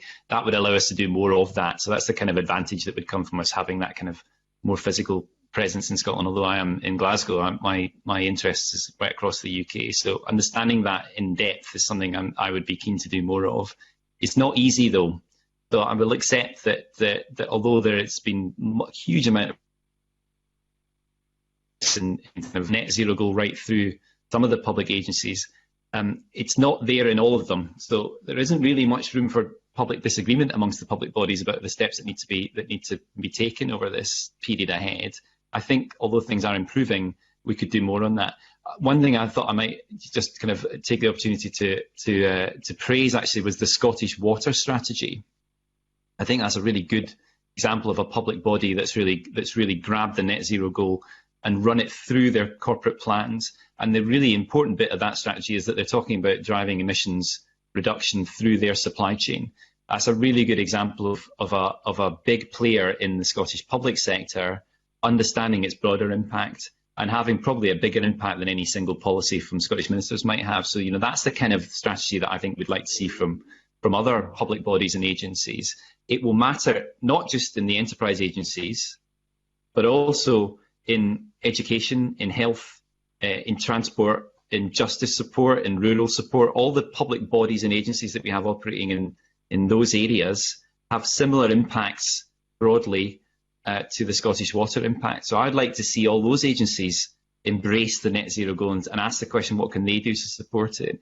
It particularly promotes the idea, I suppose, of using public procurement levers, which I know is something that the Scottish Government have talked about, but having those public procurement levers more in line with the net zero goal would really help drive the transition more quickly. So I think it's really when you look beyond the kind of usual players on this that you see the biggest coherence challenge. But I don't think we should be scared of any of this. I think there's a lot of really good stuff that could come quite quickly if we try and build a better understanding of what it means for those agencies to tackle net zero. Yeah. And I suppose the example of Scottish Water is a publicly owned utility with objectives set by ministers. But can I move to looking at other sectors, though? I mean, I asked you earlier on about whether you are in a position to judge whether the plans being put forward by sectors are really adequate to deal with the climate emergency. I mean, you kind of indicated that you can't really get into the granularity of that, but at the same time, you've got quite a clear position on hydrogen, for example, which perhaps does need that level of granularity, because there are questions there about the mix of different types of hydrogen and natural gas and heating and technical questions over that. So who does that work? Who takes, say, a hydrogen strategy and says, okay, this is absolutely the best way forward? Or do we just effectively leave corporate sector to say, well, this is what we'd like to do. Is this okay? No, I think you make a really important distinction. I mean, I think the granularity that we would struggle with is the kind of corporate by corporate plan. I would distinguish that from these system transitions that we talked about, and I'm going to define what I mean by that. These are the things that transcend the kind of sectoral boundaries. So things like the thing we've been really successful on in Scotland in the last 10 years has been decarbonising the way we generate electricity. That, I would say, is a system transition, because it means that all the sectors that use electricity benefit from that decarbonisation plan that's been in place. There are others. So hydrogen is another. I mean, hydrogen is going to be a super important fuel in the future because it provides something that electricity doesn't. So I think it's another system challenge, and you need a plan for that. So, I mean, that is a plan that I would love to see Scottish ministers have, but it's going to have to be wedded to a UK strategy as well. So, that broad question of where we get our hydrogen from is something that we need to understand. Then the question of how we use it in the right places is the thing that goes alongside that. You need a strategy for that, or otherwise industry doesn't know what to do. So again, it's one of these areas where you need the government of the day to lead. And I'm really excited about hydrogen, but it's a chicken and egg problem. So we have a small amount of hydrogen at the moment being supplied and used in Scotland. We're going to have to scale that up, possibly tenfold, to get to the kind of goal that we set, or the plan that we set out last year for our work on net zero. We'll say more on that at the end of the year, so we'll give you a stronger sense of where the hydrogen story how that might play out. But it's one of those things where you need a vision from government, and then industry needs to come along with that, and that you get this more of a partnership overall. I would distinguish that from, the kind of line by line support that we might be offering to, corporate X and business X in one part of the country. That's the kind of thing I struggle more to track and to assess. But these big system questions are something that we can look at. Mark, can I move on to Claudia's questions? Claudia. Right, thank you, convener.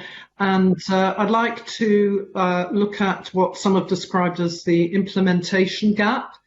The Scottish Government's own commissioned work, such as the Infrastructure Commission, the Just Transition Commission, and other areas where there's been some criticism of not following through on things, and also more broadly on such pressing environmental, social and economic support mechanisms, if one can call it such. The national eco has been talked about for so long but hasn't actually been joined up as a national network.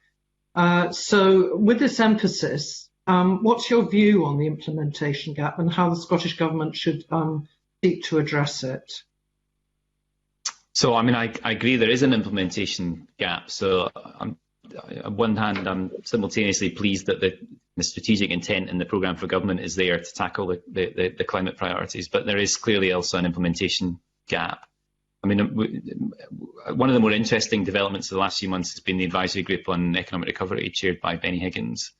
And you can see that there's an implementation plan attached to that in the response.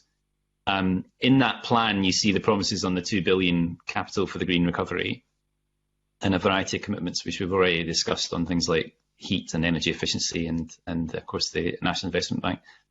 But there's lots of kind of jam tomorrow as well. So we're promised a heat decarbonisation strategy later this year. We're promised a hydrogen policy statement later this year, a toolkit for transition planning for Scottish businesses, a sectoral plan for offshore wind energy.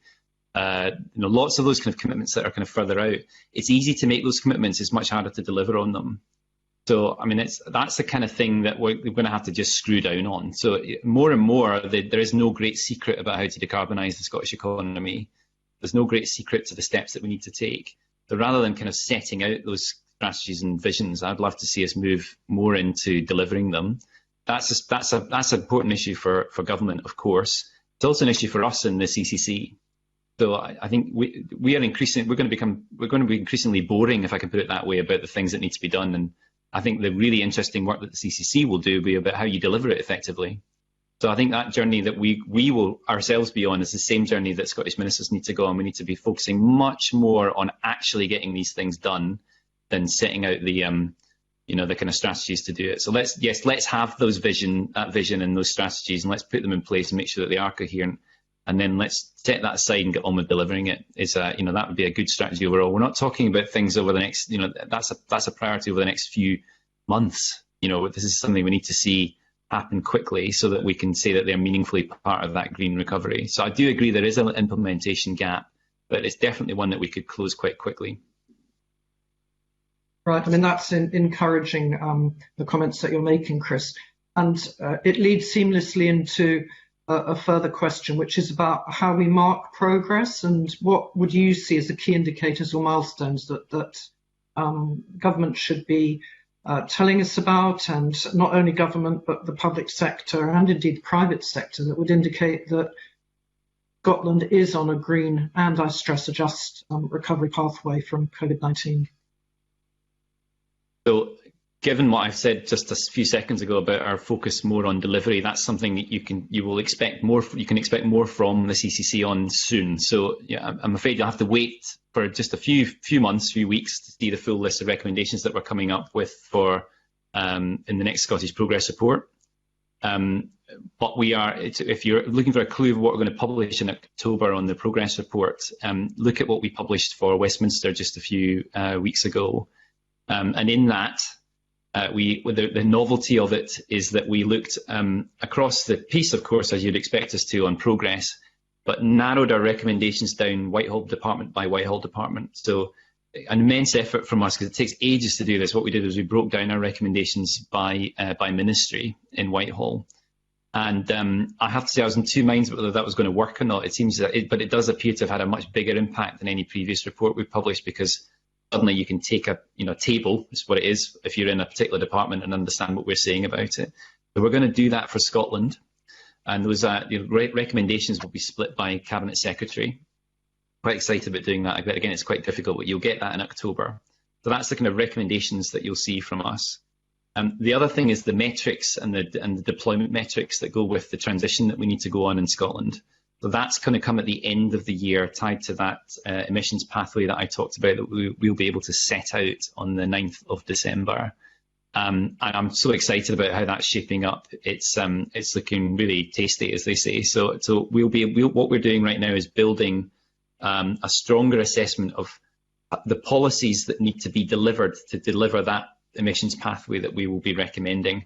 The kind of key metrics about, for example, how many heat pumps you need to deliver, the amount of vehicles that need to be transitioned to zero carbon on the roads, those kind of the idea that, yes, we know what the end state looks like, but we also need to know what the journey looks like on the way. We'll be able to set those metrics out at the end of the year, and then bring that all together after that point as the primary tool of scrutiny over Scottish ministers thereafter. So what I hope we'll have as of this year is a coherent set of recommendations and metrics that we then judge progress against, and hopefully that will be useful to you, particularly in the scrutiny that you will want to do over Scottish ministers. So I would like to hand you something that you can then use when you're asking questions of Scottish ministers in whatever part of the Scottish Government they lie. Hopefully that will be a useful development. So at the moment I can't quite say what they are because I haven't quite finished the work, but in a few months' time you'll have something that I hope will be dynamite. Right, well, that's really encouraging, and this is not in any way to take away from the really important way that you've described that we will be able to drill down into departments. From my perspective, would ask about the cross-cutting issues and how we grapple with that and stop ourselves being siloed. So I'm not trying to contradict what you're saying, Chris, but I'm simply... We need to do both. And again, that's what we tried to pull off with the UK Progress Report, and it worked quite well. So there are a set of economy-wide, society-wide transitions which really sit with, in particular, the Finance Secretary and the First Minister. Mm-hmm. So, those are the really important transitions that need a kind of oversight there. But there are also a set of Cabinet Secretary by Cabinet Secretary recommendations which support those big transitions overall. I think that's the advantage of us doing that work, is that we can hold the kind of integrated steps and then break them down into the steps that need to be taken by CABSEC. So I mean, it sounds a bit kind of mechanistic, but I think it will be more useful to you in the work that you do in your job in scrutinising Scottish ministers. So I'm quite excited about all of that. It seems to have worked quite well for Whitehall. I have no reason to believe it wouldn't work for Holyrood. Right, well, we'll much look forward to seeing that. Thank you. Thank you very much. Right, so Chris, while you're here, we're going to take advantage of the fact that we've got 10 minutes of your time left. You'll know that we have been scrutinising the continuity bill, and we are in the middle of producing a report around that. Of course, one of the aspects of the environmental governance proposed around that is Environmental Standards Scotland being set up, and Mark Ruskell has got some questions for your views on that. Mark. Yeah, I mean, there's a couple of questions here, Chris. I mean, firstly, it's been put to us that there could be a governance gap here because we'll lose the European Commission, or we've lost the European Commission already, really, and their role in terms of climate oversight, which is obviously different to your role in terms of advice to governments. So getting your views on that would be useful, but then also of advice to governments. So getting your views on that would be useful, but then also it would be useful. Maybe I'll start with that and then we'll come into the other question. So I've only just looked at the latest proposals here. So I think it's worth making a distinction between the advice that we can provide and the kind of more harder edge regulatory stuff, the kind of enforcement.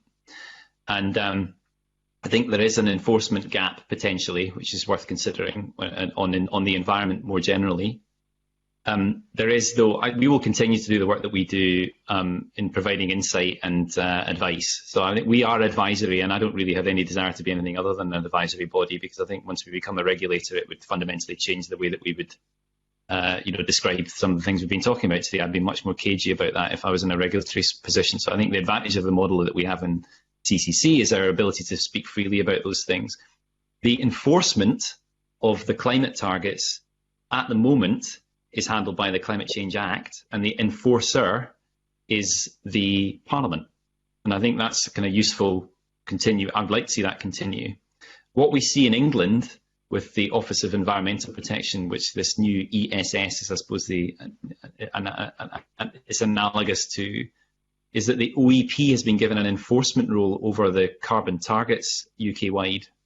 Now, I question that because I think some of those carbon targets are going to be difficult to enforce. So I might ask members to imagine a world where the UK's targets are off track because Scotland hasn't planted enough trees, for example. Who are the enforcement proceedings launched against? And I don't see that kind of model has been thought through as carefully, perhaps, as it could have been. One of the interesting things with these proposals in Scotland is that we are excluding parts 1 to 3 of the Climate Change Act from the definition of environmental law. And I think that potentially creates a gap. I'm not overly concerned about that because I think the apparatus for climate change probably in a stronger place than other parts of environmental protection. So, I can understand that there is that willingness to carve out the Climate Change Act from environmental protection more broadly. But I'm quite interested to see how that plays out. One thing I will say is that parts 1 to 3 deal with emissions reduction. Part 5 of the Climate Change Act in Scotland deals with climate change adaptation.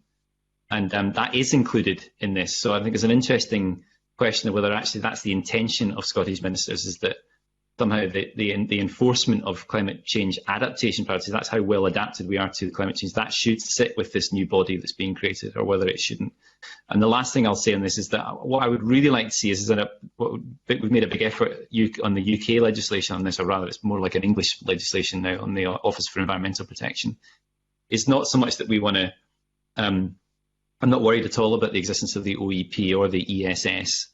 It's that we want to be cooperating with those bodies. So, there isn't something in this piece of Scottish legislation, in this proposal at least, that lays out the basis for strong cooperation between the ESS and the CCC. Perhaps that's a way into this, but that's something I'd be very open to, and I think I would welcome that these new bodies, this new body in Scotland, is charged with cooperating well with the CCC, so that we get this kind of well-rounded, integrated approach to the environment overall.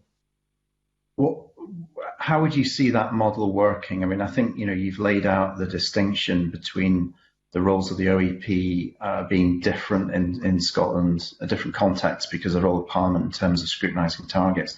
But what would you see that model potentially looking like within ESS in Scotland if it had a role not just in relation to climate adaptation, but in relation to targets as well? So the approach that's been taken with the OEP in the Westminster legislation is that the OEP will enforce the carbon budgets. So that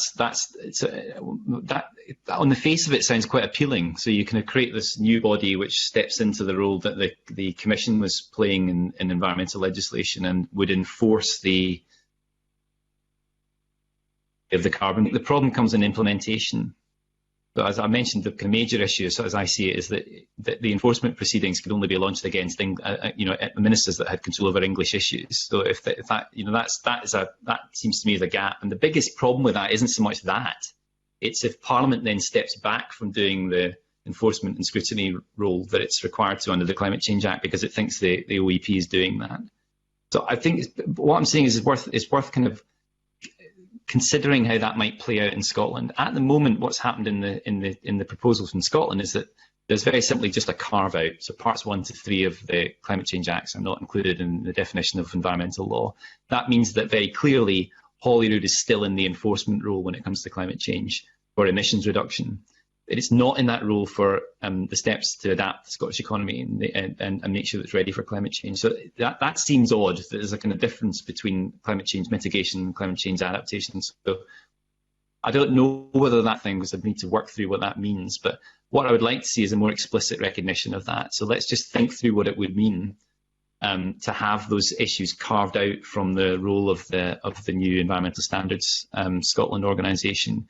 But let's not imagine that the easy fix here is to simply put them in enforcement proceedings when it comes to the carbon targets, because actually the key question is who would those proceedings be launched against and what would be the implication of launching those proceedings.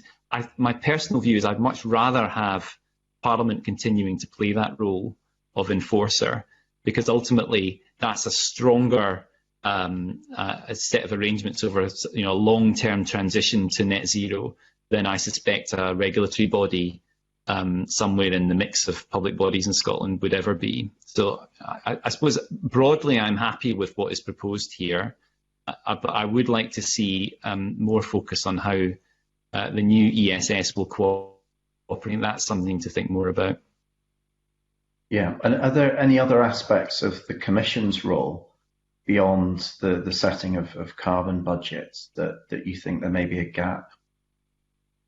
Well, the other gap, perhaps, with the new ESS is cooperation with the OEP. So how is that going to work? That might be an answer to the conundrum of how the OEP will manage its enforcement proceedings. There is a model where the OEP, if it sees that the carbon targets for the UK are off track, could cooperate with the new Environmental Standards Scotland organisation to have those kind of enforcement proceedings play out in Scotland as well. I mean, that again, this needs to be planned and thought through. So I would encourage that we think about a situation in the future where we are off track for either our environmental goals or our climate goals, and I make that distinction since the proposals with us today make that distinction too. Let's imagine we were off track. How would we remedy that? And what would be the roles of the various public bodies in making that happen?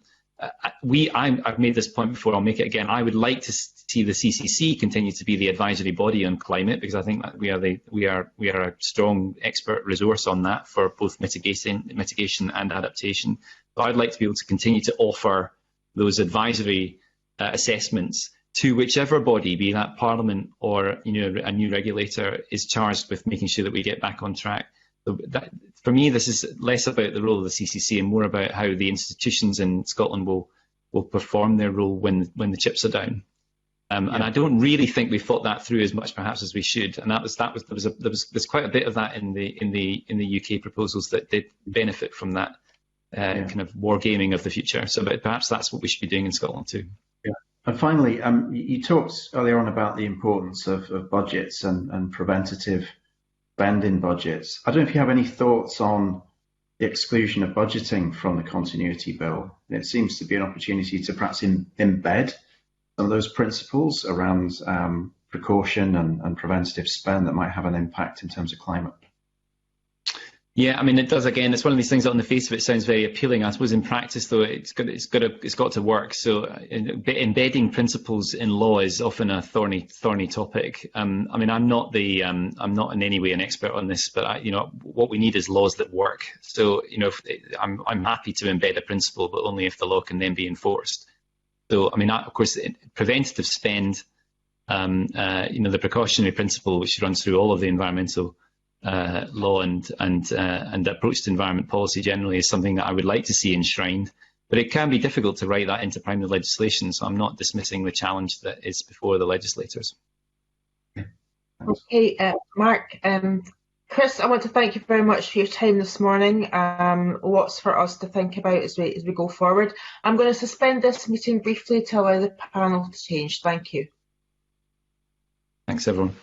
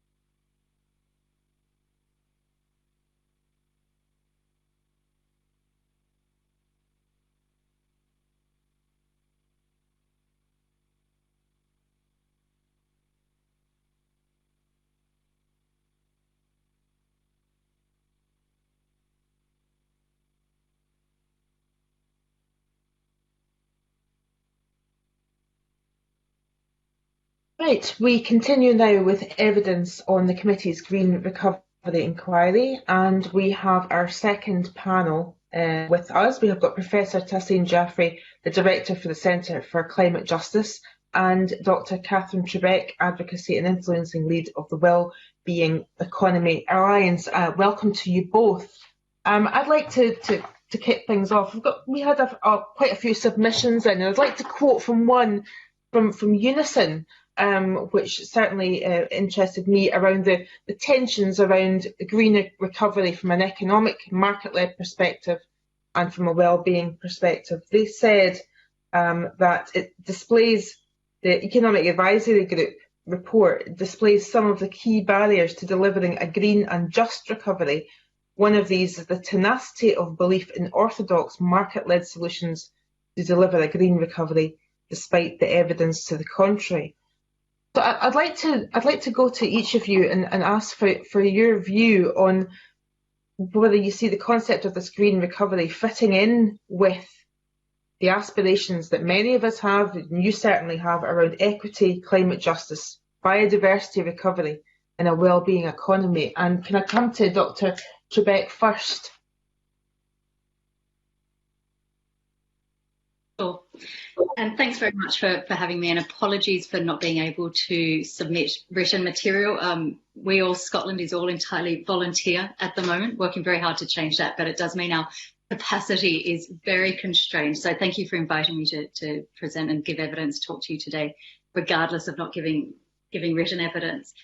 I mean, I think in a wellbeing economy, there'd certainly be markets. The question is, how are they operating? What's the question around power imbalances, who is winning and who's losing, and markets would very much be in service of higher order goals rather than left to run rampant. And I think that's the core of the question there. And I think there's perhaps been too much faith that markets in and of themselves will deliver the outcomes that we really need, and even perhaps markets seen as an objective in and of themselves. I think there's been a lot of challenges in marketization of perhaps some areas of life and society that are probably not suitable or appropriate for marketization. And so I think this is a much wider conversation. I think there are a lot of areas that the Advisory Group on Economic Recovery didn't attend to, but one of the ones that they did look at is this idea of community wealth building, the bottom up, kicking off those local multipliers. And that's a really good example of where you can shape markets and utilise spending that's happening to deliver different objectives. I'd be keen to hear what Tashin's got to say on this. Yeah, Dr. Jaffrey? Sorry, Professor Jaffrey. I apologise. No, that's all right. Thank you, convener. And I think that the question is a critical one. So the concept of green recovery it's not new.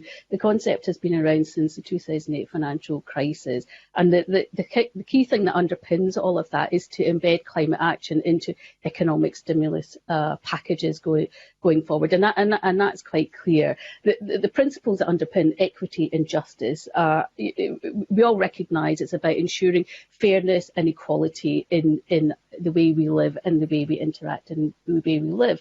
So the question here is, how do we embed those values of justice and equity within within the concepts of climate action? And I think to be able to marry these things forward, I see good synergies between these two concepts, but I think the framing of it needs to be very clear and very robust. And there's three things that I would like to see in terms of how we do that, how we marry these concepts, are issues to do with procedural justice, distributive justice and intergenerational justice. So in terms of procedural, we're looking at the fact that everyone is recognised and involved in processes and conversations going forward. With reference to distributive justice, the costs and benefits of a transition to green recovery is distributed fairly. And from an intergenerational justice, we know and we understand the reasons why we're wanting to go for this new green recovery is so that it benefits not just our society now, but future generations and for the benefits in years to come. And I think the thing that's going to embed all of these principles together is that very clear framing that the recovery going forward benefits the many and not just the few. And that's one of the few things that I think that's one of the biggest messages that I think we need to work on and develop is pushing out a framework that recognises that our green recovery embeds principles of justice, equity and fairness within the climate action processes going forward for everyone and not the few.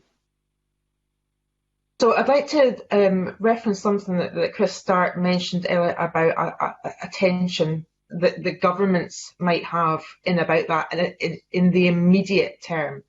So a scenario where, as a result of COVID-19 and the emergency we're in right now, we see maybe a high carbon, a high emitting industry or sector where there's massive job losses and there's not those jobs to transition into for a low carbon economy immediately there. So given that a government has a duty and a responsibility to step in and protect jobs, they may be put into a situation where they have to maybe assist a high carbon sector. Do you recognise that that is a real tension at the moment? And how do you see governments can do that in a way that's aligning itself with what you've just said?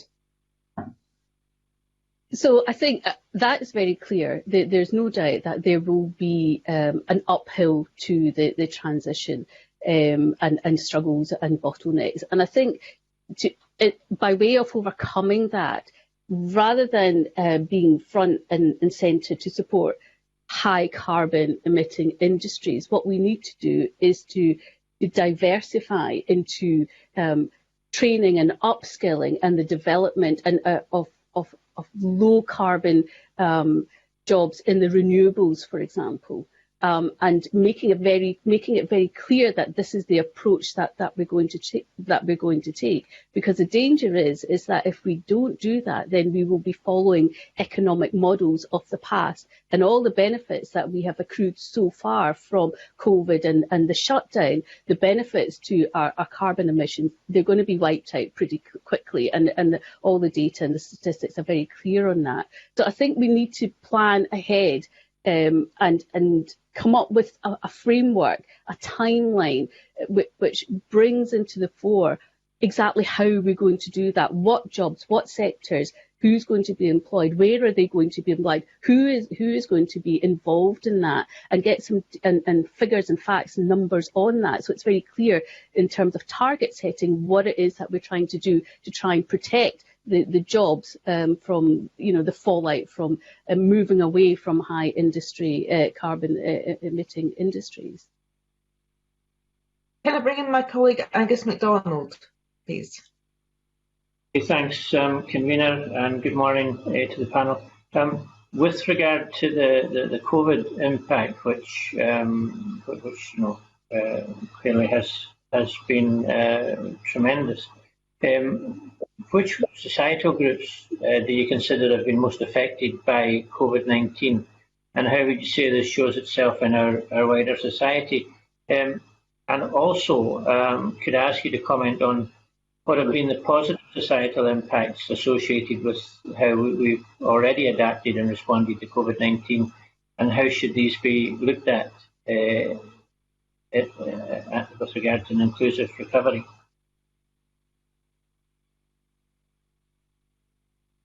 Would you like me to start? Yes. Please. Yeah.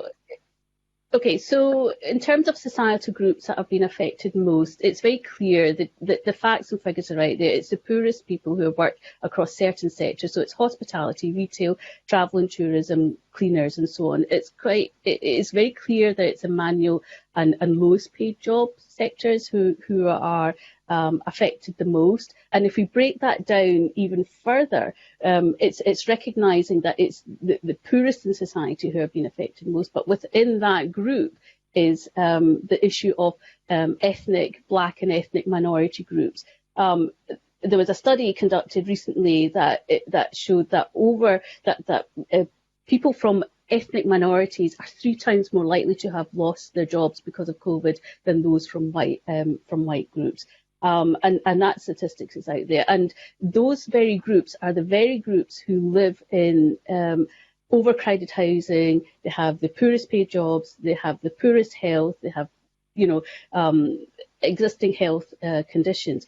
So in my mind, it is that very group who have been affected the most. And I think we must do everything we can to protect those groups. But in terms of the positive stories, and what COVID has shown us and demonstrated is that we're seeing kind of like a compassion in our society, and there's this general awareness of the benefits of lockdown. For example, the clean air that people were experiencing. People were out walking and cycling, appreciation of green space, people coming together, neighbourhoods coming together. So it was kind of like this, compassion amongst society that came through. But my fear is that we're going to maybe lose that sense of compassion as we head into fast economic recovery. And I think we need to try and harness the good values that came out in society during the hard lockdown and embrace those values into our frameworks going forward. So I'm very clear that we need to embrace all of those things, but also ensure that we protect the poorest and the most vulnerable. And if I just want to add, it is the very same group who are affected most by climate change. So I see this as a triple injustice.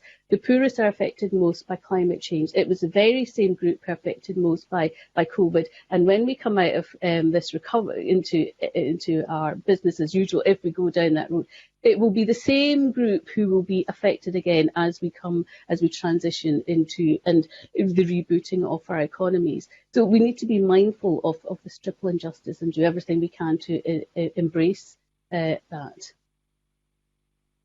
Dr. Trebek?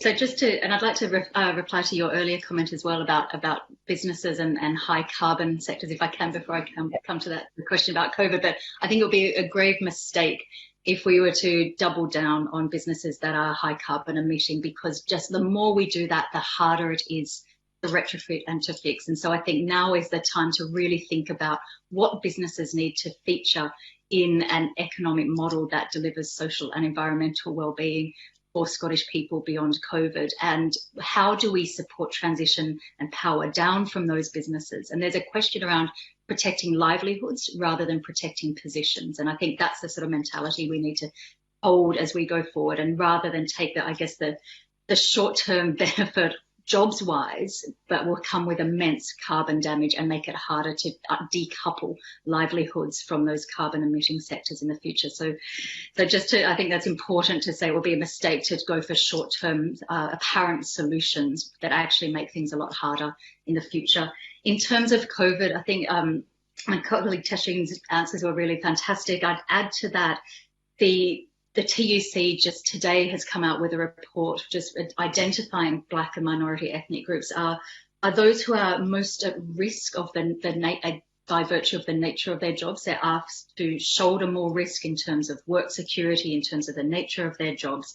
And I think that just is a small example that sort of overlies and demonstrates the extent to which COVID has just reinforced existing inequalities, whether it's in income, socioeconomic status, gender, and minority ethnic status as well. And so I think what we're seeing is when people talk about the K-shaped recovery, we're seeing those of us, like me, who are lucky enough to work from our kitchen tables, we're saving more money, our incomes have been relatively secure, whereas those who are more likely to be in frontline services, more likely to be in delivery services, are not only seeing economic insecurity, but they're also more at risk of COVID as well. And so we're seeing this exacerbation of existing inequalities.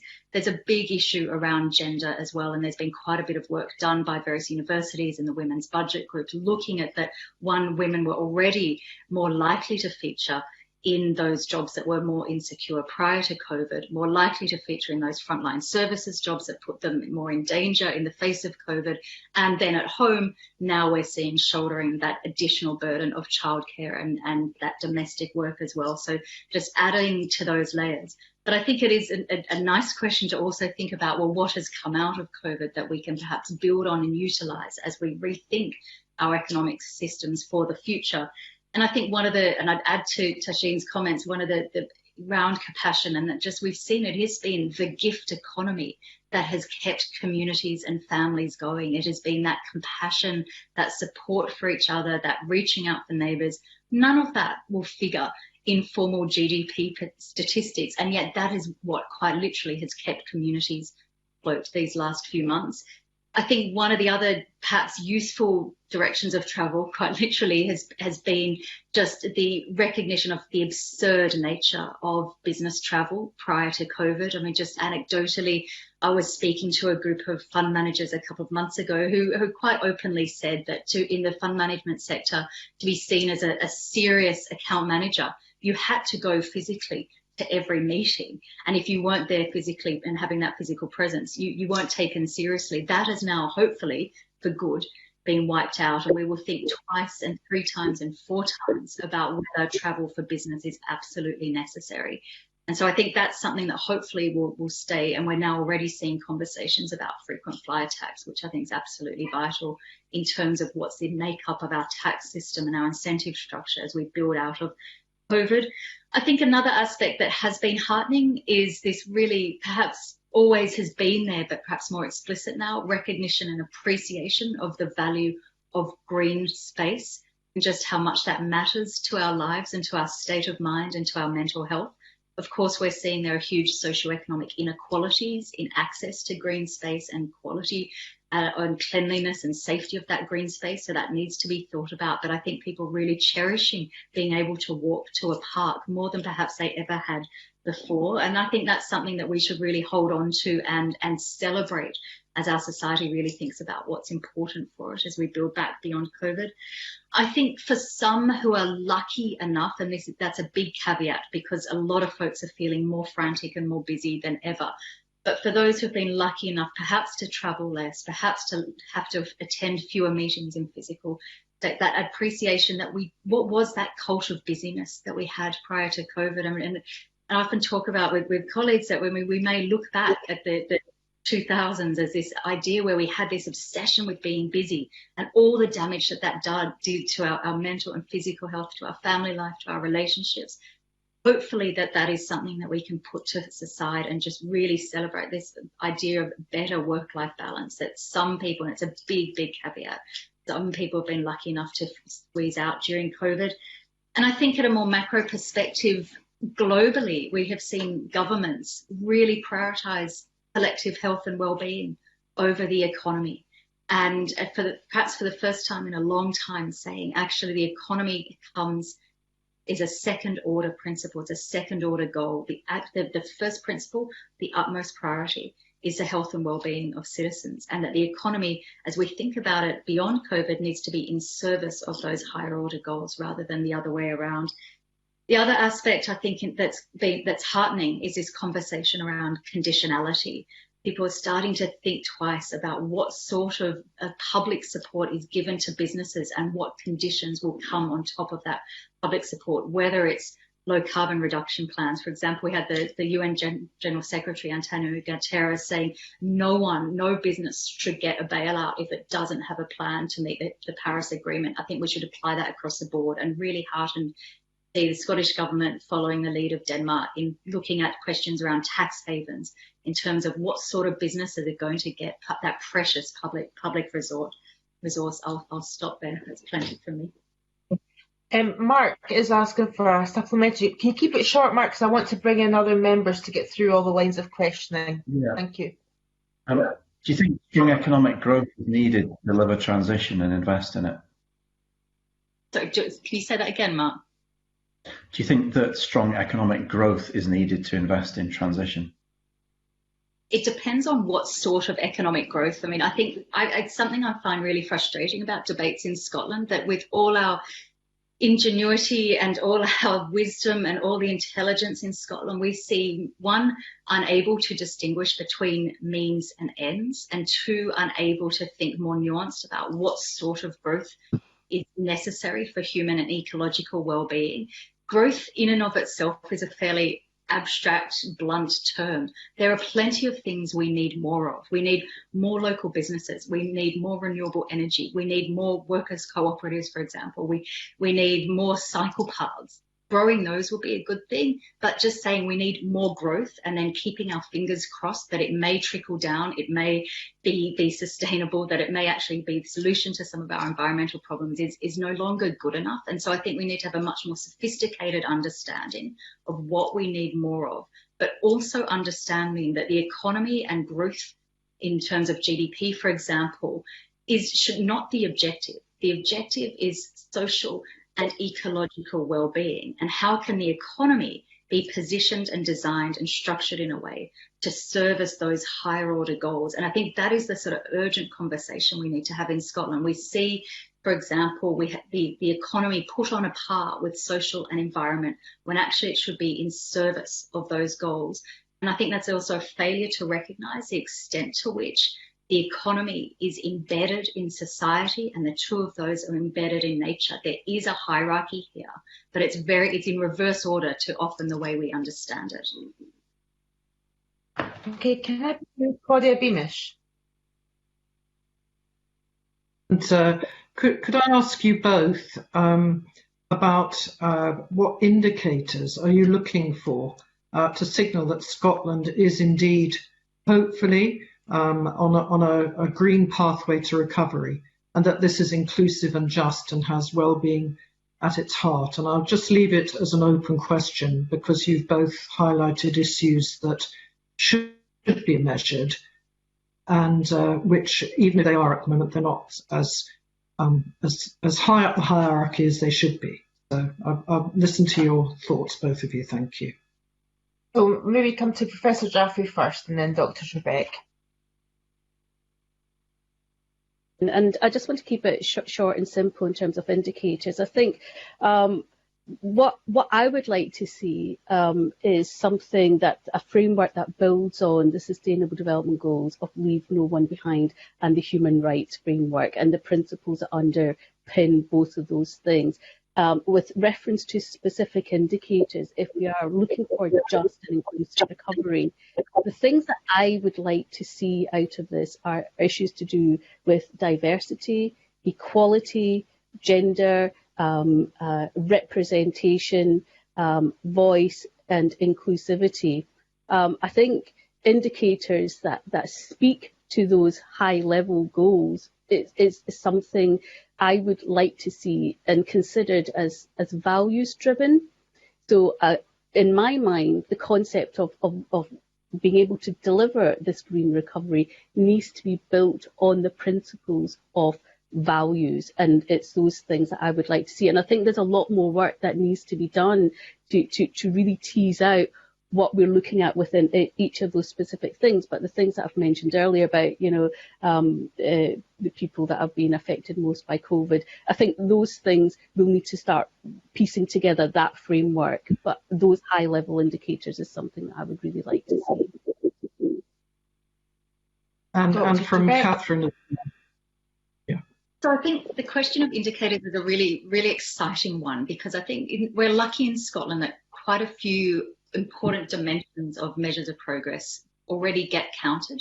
Often it's a question of what we do with them and levels of accountability. So if you look at all the suite of measurements under, for example, the National Performance Framework, the question is, which of those take precedence? Which of those ones really get political attention? Which of those get media buy-in? In a way, I often think that the debate around, say, going beyond GDP and better measures of progress has our colleagues in statistics offices have done their jobs in countries like Scotland. I mean, of course, we could probably always have better measures, but in a way, it's not so much a lack of indicators anymore. It's now a question of how do we embed these in decision making, in budget allocation, in accountability questions. And I think that's more a question of sort of the policy entrepreneurs rather than the statistics. I think there is a question around building demand for these questions. How do we ensure that they resonate with the general public? How do we ensure that they make sense to people's everyday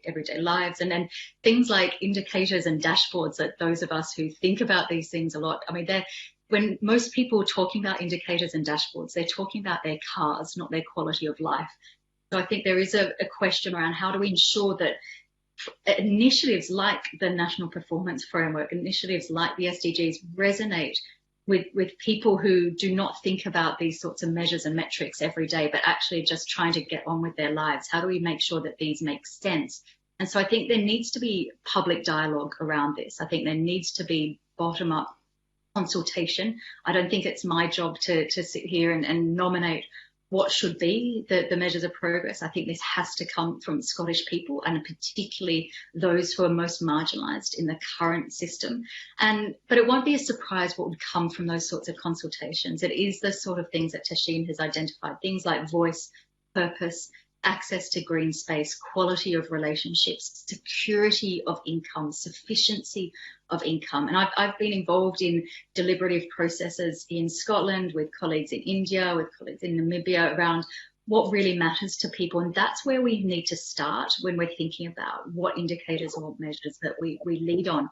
I mean, there's a sad irony that our dominant measure of progress today, gross domestic product, was created in part to measure how the US was emerging after the Great Depression. It was created to measure the New Deal initiative, amongst other reasons. And now, 90 years on, I mean, there's a real risk that we hold on to a measure of progress that was designed almost 100 years ago for extraordinarily different times, when people weren't as cognizant on the limits to growth, on planetary boundaries, on finite resources. And it was also created by someone, Simon Kuznets, who said we shouldn't measure the wealth of our nations using gross domestic product. And so it's in a way quite devastating that we're still holding on to that measure of progress. I think if we're in a conversation around Green New Deals, then it's time to have better measures of progress. But I think they have to emerge from community consultation and deliberative dialogue. And I think they have to resonate with people so that they demand them of their political representatives. So it's an ongoing conversation about accountability so that they're embedded in policy-making processes so that they shape budget allocations. I've got my pet favourites for that, but I think it's a task of the process. How do we bring communities along with us in these discussions and make sure that their voices speak to what we take forward as measures of progress of recovery? How will we know what it is we want to recover? Can I go on to questions from Stuart Stevenson, please? Thank you very much, Convener. And can I say I'm absolutely with Catherine on counting things. This is my 993rd committee meeting since being elected. And when, as expected, I speak in debate this evening, I will move my minutes of speaking in debate from 4,995 up to 5,000. Fingers crossed. But I want to, since the subject of the National Performance Framework was brought up, it is, in a sense, showing us trends. In other words, are we stable? Are we getting better? Are we getting worse? But in looking at that, the AGER report talks about the four capitals: environment, community, business and people. And how does that fit with our existing metrics? Does the National Performance Framework need to be adapted to fit on that, enable us to see trends? And indeed, is it good enough that the National Performance Framework is essentially about trends rather than absolutes? I'll start on that. Go on. Thank you. Yeah, okay, thank you for that question. It is a really issue of trends and specifics. I think both have a role to play. I think trends will give you the vision and the long-term scope and some sort of trajectory to where we're aiming to get to, short, medium and long term. But to be able to get to that framing, it's nice to have those specifics which will underpin our reaching those sort of goals in the short, medium and long term. But I think in terms of the pillars and the four capitals themselves, for me, the representation as provided in the diagram I found slightly confusing, because if it's pillars, I would like to see that represented as building blocks. So these are our building blocks to try and get to a future direction and scope. So as it's presented, they come round in a circle. So I think the clarity of how that's presented could, it needs to, for my mind, needs to change a bit better. But I think within these concepts, there's one thing that I think we need to perhaps embed or embrace within the National Performance Framework, and indeed with this, the concepts of the pillars, and that is around innovation and social cohesion, because I think those are the key things that we saw coming through quite clearly with lockdown, how communities have come together and supported each other. So it's this concept of social cohesion, I think, is missing from this, and how to achieve inclusive green recovery will require not just the technology and the financial resources, but it will also require us as society to be able to innovate and interact with our environment in a very, very different way. And to be able to do that will require what I describe as creating an enabling environment that will enable us to progress in this way. So it's a question of governance, and I think issues of governance are not reflected in either the pillars nor in the National Performance Framework. So I think it'd be nice to be able to see some adaptation that reflects a sense of clarity across both of these spectrums. I hope that's able to provide a bit of depth to my analysis of the visuals and the framework as before we go on to Kathleen, can I come in and just pick up on a couple of things Tajin's just said? Yeah. in your response there, you used the word innovate 2 or 3 times. And I just wonder, having worked in an industry that was innovation led, whether one of the things that's come out of the COVID crisis is that we've been prepared to try things that we don't know are going to succeed, being prepared to fail, prepared to acknowledge that we failed and to move on from that failure, learning from that failure. Is that one of the big lessons that's come out of the pandemic crisis that we have at the moment in relation in particular to innovation? And I'm not just meaning economic innovation or technical innovation, but societal innovation as well. I think it's spot on. I think, you know, there are no right and wrong answers to innovation. We're on it's a process of learning by doing, and we're recognizing that we are adapting, we are changing, we're doing things differently in different ways. And people may not describe that as I'm being innovative in their own mind, but people are going through this process of change, and by doing that, they are becoming a bit more innovative, and things are going to work and things are going to fail, and we recognise that. But I do completely agree that this is one of the big things that we need to take away with us. The drive for social innovation and the cohesion that we have as a society to drive that innovation, I think is very clear in my mind that is coming through. And I think we should try and embrace that across these frameworks for sure. Dr. Trebek. A couple of points on the national performance framework. I think I work with one foot in a global organisation, and from that perspective, Scotland is very, very lucky to have the NPF, and it's been around longer than that of many other governments, their equivalent wellbeing frameworks. I think the refresh that was launched in June 2018 is a massive improvement on the original one. I think, though, we need to keep going further, and I think that speaks to my remarks earlier about this confusion between means and ends. That, you know, in the purpose of the NPF, one of the goals set out is to create sustainable and inclusive growth. Well, why?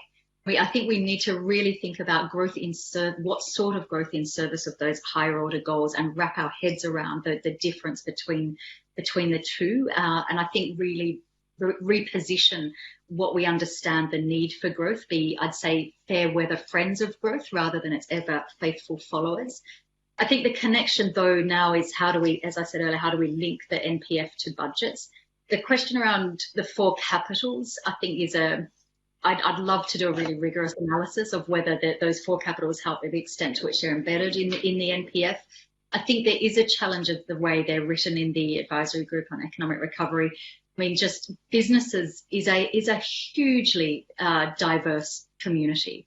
There are tiny family micro businesses, there are single traders, there are massive conglomerates, there's a huge diversity, and I think we need to, and this goes back to the earlier discussion over what sort of business ecosystem do we need to support in Scotland if we're going to create an economic system that delivers human and ecological well-being. And it can't just be carte blanche all businesses. We need to also recognise that those businesses themselves depend on some of the other capitals in that framework. So they require natural capital, they require the social capital that comes from families and communities to enable people to engage in the formal labour market. So understanding those interconnections is absolutely vital.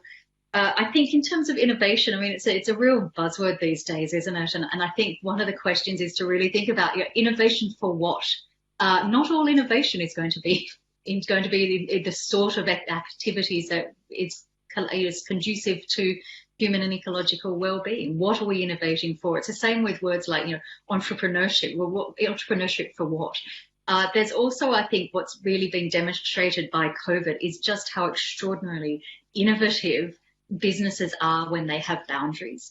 And over the last few years, when I talk about limits to growth brought about, by the finite planet, by the planetary boundaries ideas, the science that Earth system scientists tell us about the limits of our natural resource system, often one of the responses is, well, but if you talk about limiting, people and businesses, you won't get innovation or you won't get creativeness. And I think COVID has just put aside that myth. I mean, you only have to walk down your local high street to see how creative businesses are being to wrap their heads around how they can still operate within new restrictions. Can they go about serving their customers within different circumstances? And so I think that's just really a heartening reminder of just how creative people are within limits. And actually, it's within limits that people often are at their most creative. Okay, can I bring in Liz Smith? Pick up on that point, you raise a very interesting debate about what the right meaning is of economic growth, and you just said something very interesting about innovation, and that matters a lot, and how COVID has taught many more people to be a bit more innovative about how they run their own lives and their businesses. The trouble is COVID has also created a lot of difficulties for the economy. Going down your high street, not only would you see innovation, but you'd actually see a lot of shops that are no longer in business. So I'm just wondering how you feel that we can balance the need for regenerating the economy, but also ensuring that the behaviours that we elicit from human beings are more directed at the green recovery, because there's a balance to be struck there. So can I just ask, what levers do you think we should put in place to ensure that there is an effective balance that regenerates the economy, creates that growth and the investment, the jobs that go with it, but also changes our behaviour to ensure that we are behaving in a much more green manner? So I think there's lots that needs to be done and lots to unpick in that question, but partly around there is parts of the economy that have done very well in the current circumstances. There is great wealth that has been created and accumulated and amassed. And so I think until we start having a conversation about distributing that more fairly, rather than just thinking growth in and of itself and then keep our fingers crossed that it will trickle down to those businesses that have shut due to COVID. I think there's a conversation we need to really have around how do we distribute the economic activity, because even prior to COVID, we saw so much of the economic activity, the economic growth, go to those at the very top and not really deliver for those at the bottom, those who are just eking along on the breadline, who are struggling to get by. And so it's not a case of just push down on the growth accelerator and hope that that will deliver the goods. We need to think about how do we distribute growth, what sort of growth is it we need, what sort of economic activities do we need to cultivate and support in order to serve those higher order goals of human and ecological well-being. I think also we need to think about what sort of business models, what sort of structures, and Scotland has, I think, a really proud history, dating back centuries actually, of supporting the cooperative movement, and in more recent times supporting social enterprises, benefit corporations. They're the sorts of business models that put purpose at the very DNA of how they operate, that we should really be supporting and wanting to really roll out and scale across, have those feature much more prominently in the economic ecosystem in Scotland. And in terms of levers to that end, well, I think there's a lot we can do around business advice and support. There's much more we can do around procurement, and a lot more we can do in terms of sort of the roles of economic development agencies, in terms of really advising that these sorts of business models should be the ones that we turn to. These should be our default business models, rather than the traditional profit-orientated, where profit is seen as a goal in and of itself, rather than a means to deliver social and environmental objectives. I think also we need to think about sort of sharing work better. I mean, I think if we're going to have an economy where there are fewer jobs in the formal labour market, then how do we share those better? And already there's been tentative conversations around shorter working weeks, around perhaps more public holidays. And I think the public sector in Scotland already can lead by example through its own modelling and its own employment practices. I think there's questions around how do we utilise procurement and public purchasing to encourage supply chains that have much more sort of shared working weeks, 4-day work weeks as the default option. I mean, that's something that I think we're seeing certain businesses here in Scotland and around the world embrace and explore as a way to distribute perhaps fewer paid employment opportunities but distribute them more fairly. And I mean, just the profound absurdity of the lack of coherence in just was seen in the news this morning, where we had on the one hand a 22-year-old young woman describing how she cannot get even a job interview. And then the item before that was talking about extending the retirement age for the WASPy women group. I mean, that's an extraordinary incoherence if we're extending retirement age for people who are ready to step out of the labour market. At the same time, we cannot find work for our young people. That's that we need to have sight across the system there. But I'm very conscious we don't have much time left. Can I bring in Professor Jaffrey and to answer Liz Smith's initial question? Yeah, I think just to keep it short and simple, what I would like to see is investment in creative industries, and I think that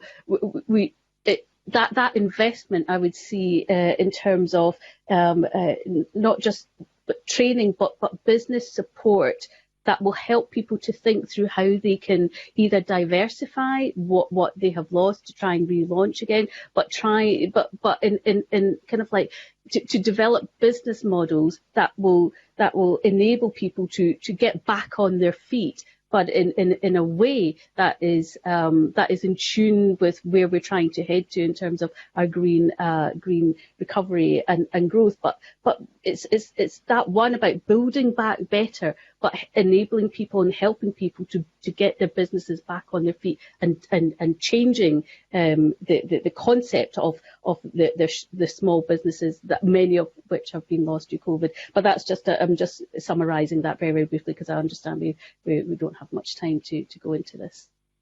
I would like to move on to talk about just transition, but Liz, did you have one other thing that you wanted to mention, or we have to move on? Yes, I did. Yes, I did very much so, but I'll leave it if we've got a... No, carry on, ask it, and then we'll move on to just transition, and that'll be our final line of questions. My question is about this. It's all very well talking about distribution and people's attitudes, etc. What I'm interested in is how we actually get productivity and the innovation that you talked about earlier, and ensuring that if we're going to redistribute wealth and ensure that there's a more just society, we actually need the wealth in the first instance. And post-COVID, I'm interested in what levers you think we should be using to attract that greater productivity and better growth.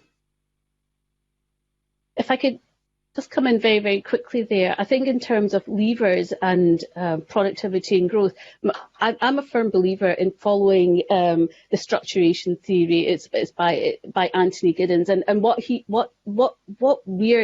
he's describing there is changing behaviours and changing how we do things so that it becomes a conventional way of doing things, rather than having to stop and think about how we're doing things. So it's this whole long-term behavioural change is really it's critically important. And I think in terms of levers for change, we need to take society with us to create that change in how we behave and how we interact with our environment. And today, I don't think we're seeing enough investment in that. I think there's a lot of emphasis on the technology and the know-how and on the production and side of things. But what we're not seeing is enough investment and drive and energy on exactly what, the question that you posed there is about the levers. And unless we get momentum to get those levers up and running and moving, we're going to be at stagnation. So we need to invest enough resources that will drive value-driven behavioural change. And it's something that I've been trying to push for some time now. And I think unless we do that, we're just continually going to be on this trajectory of technology here and people on the other side. We need to find ways of embracing these two things to drive change. But it's a bigger conversation on value-driven behavioural change, and I'm happy to engage offline with that. Let me move on to questions around just transition. First one from Mark Ruskell. Thanks. Yeah, I'm just trying to picture what this actually looks like on the ground in communities, if we're to apply a kind of regional approach to green recovery. So, for example, I'm an MSP Fife. I think quite a lot about the post-industrial history of Fife, but also the opportunities for the future. But kind of who leads on that? There's an interesting policy in the programme for government around setting up transition boards. Is that the right way forward? Is it public agency led? Is it community led? What does that practically look like on the ground if we're talking about green recovery at a regional level, bringing this down to the level of people's communities? Professor Jaffrey. Okay, if I could start with that, I think it's a really good question, and I just want to reflect back on the Just Transitions interim report that was published in February 2020. And one of the key findings of that report was this very fact that voices are not heard. Now, to my mind, that should have been that something like that is absolutely fundamental to address if we are to progress in this journey of just transition. We need to engage the public with what this means, not just for them, for the society and the community around them. And if people don't feel engaged in the process, then they're going to feel inadvertently left behind. So I think it's really important that we get that engagement. I think there's two issues that we're looking at here is awareness and engagement.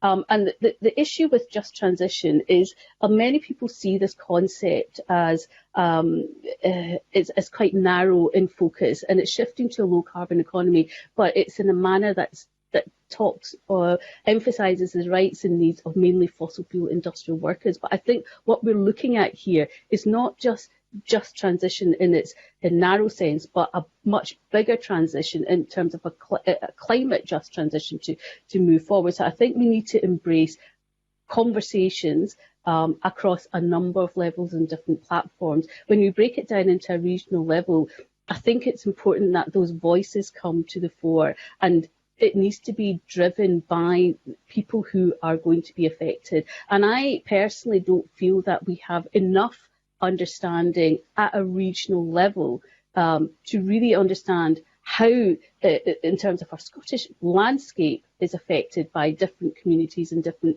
places and zones. So I personally would like to see a better understanding of that. But the question was, how do we do this? And I think there's different platforms for doing this. And simple platforms such as even having a climate cafe, just simple ways in which we can engage with communities, whether it's and also through different sectors, whether it's faith-based organisations, community-led organisations, different social groups and networks. And I think social networks are undervalued and underestimated when we're trying to work on this platform. We need to embrace this whole bottom-up approach to doing this. So again, to my mind, I think we need a very clear and robust methodology on how we're going to achieve this, because I think a lot will rest in that methodology, because if we get the methodology right, it will give you the results that you need. So I think there is more work in my mind that needs to be done there. Who should lead it though on the ground? A transition board can be started by, Grangemouth or Moss Moran, ExxonMobil or whatever, and it could have a very particular focus, or it could be from a community angle and perhaps not deal with some of those bigger questions about the future of industrial plants. So is there a sort of optimum model for how we get this conversation moving in a way that addresses the big concerns as well as the experiences of people and communities? There is, and thank you for that. In terms of methodology, it's actually called a multi-stakeholder, multi-level stakeholder engagement process. I use this all the time in different platforms of work that I do, and it allows for engagement across a number of different sectors to get to grips with what those issues are at sectoral level, but then bringing it all together and emerging all of these concepts and concerns, bottlenecks and challenges, collectively bringing it together. But I think we need to get to use that fundamental approach and methodology of multi-scalar stakeholder engagement. And there's methodology out there, and I'm happy to share that with you on how that can be done. I've used it personally in many different circumstances, so I can share that with you offline. Can I bring in Dr. Trebek? But before I do so, can I also add into the mix, and I'll come back to Professor Jaffrey, is that you've mentioned before about leaving people behind, and that Scotland's a very, very diverse country in terms of geography, landscape, rural versus urban, lots of different types of communities.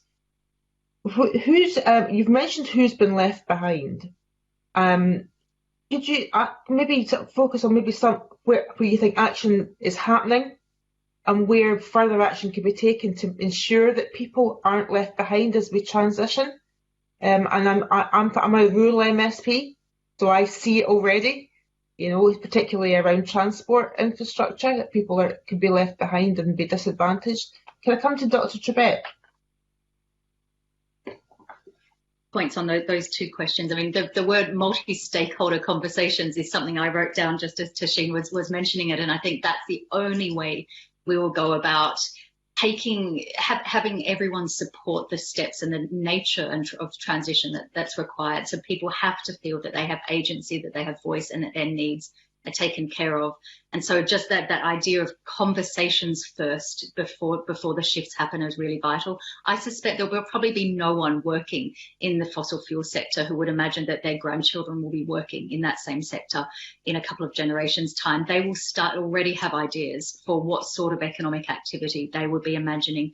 And so we need to have those conversations and listen to people who are involved in these sectors, not just the sectors themselves, but also, of course, the supply chains and the communities where other economic activity depends on those sectors, and include them in the conversation. So it has to be across the board. It has to be deliberative. And that's where mechanisms such as citizens' assemblies are already up and running and are really proving their worth. And you only have to look at some of the recommendations from the UK Climate Assembly that were published late last week, where if you have a conversation with people where their expertise is on tap rather than on top, where people are given the space to deliberate and discuss, they will really come up with quite ambitious, quite, solidaristic approaches to the sort of changes that are required. And that, I think, speaks also to the transport question. I was really privileged to be part of the Scottish Assembly earlier this year, and the weekend I spent the 2 days at, the question of transport came up again and again and again,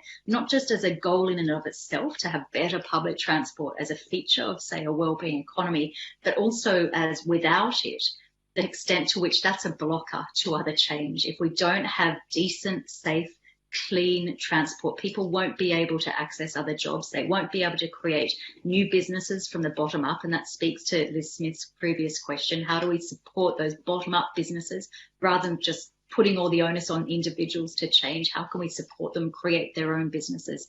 So I think there's lots of mechanisms that require to happen simultaneously, and that's why this is difficult and complicated, and there's enabling factors. But transport is something that comes up again and again. We need to, one, decarbonise it because it's one of the biggest contributors to carbon, but if we get it right, it's also an enabling factor for communities not to feel left behind, for people to feel they can start businesses in their communities, that they'll have access to markets and also access to labour markets. So I think if we can utilise that mechanism, but do it in consultation with communities all the time so people feel the part of it. And I just come back to that phrase, and I think it's a World Bank phrase, you protect the person but not the position. And so protecting the people protecting their livelihoods, that's a collective responsibility, and we can't let people feel that their livelihoods will be threatened. Otherwise, that we will see, as is happening in elections around the world, they are holding on for dear life to economic systems, to businesses that we know we actually need to reduce, need to power down if we're going to have a low carbon economy. I just want to check before we run out of time. Claudia Beamish, did you have a question around just transition you wanted to put to our panellists? Thank you. I think it has been very helpfully covered by I don't know if Professor Jaffrey had any further comments, but it was really the broadening out of it beyond, only the businesses to communities and affected workers in the different sectors and Scotland. So I don't know if Professor Jaffrey had any comment. I'll bring Professor Jaffrey back in, because she might want to pick up on some of the points I made as well. Yes, thank you, convener, for letting me speak. Just one point I'd like to make is with reference to the first Scottish Climate Change Adaptation Programme report that was presented in March 2019, so not that long ago. But in that report, we don't see any mention of issues of justice, equality, inclusivity, and those things are the very things that talk and relate to leave no one behind. So I think it's really important that if we are to move on this journey of leave no one behind, we need to be really mindful that those issues are embedded within our climate change adaptation programmes and the just transition programmes, and it's front and centre. And like I said right at the very beginning, that the framing of the conversation embraces those things, and it's seen as core values that underpin our process. And the question about leave no one behind, convener, I'd like to end on a positive. I think there are lots and lots of good things that are happening across the Scottish landscape, and I think what we need to what would be good is to embrace the positive changes that are taking place, and through conversation and dialogue, and certainly through the Scottish Citizens Assembly, is having those voices be part of that journey. And to my mind is finding ways and mechanisms that allow those voices to be heard. And I think if we're very clear in our mind that that's what we want to do, it will address the issues of leave no one behind, and whether it's people in rural, peri-urban, urban, inner cities, inequalities, black and ethnic minorities. But I think the landscape needs to be clearer and more robust. And at the moment, I don't see that landscape. I see it as this is in for everyone, and my preference would be to see that broken down a little bit more with levels of indicators and key performance indicators and how we're going to address the needs of all different sectors of society. Thank you. We have run out of time. We could have talked all morning about this with you both. You both are very interesting. I am going to have to suspend those. So thank you very much, and we'll be back with our third panel in 5 minutes. Thank you.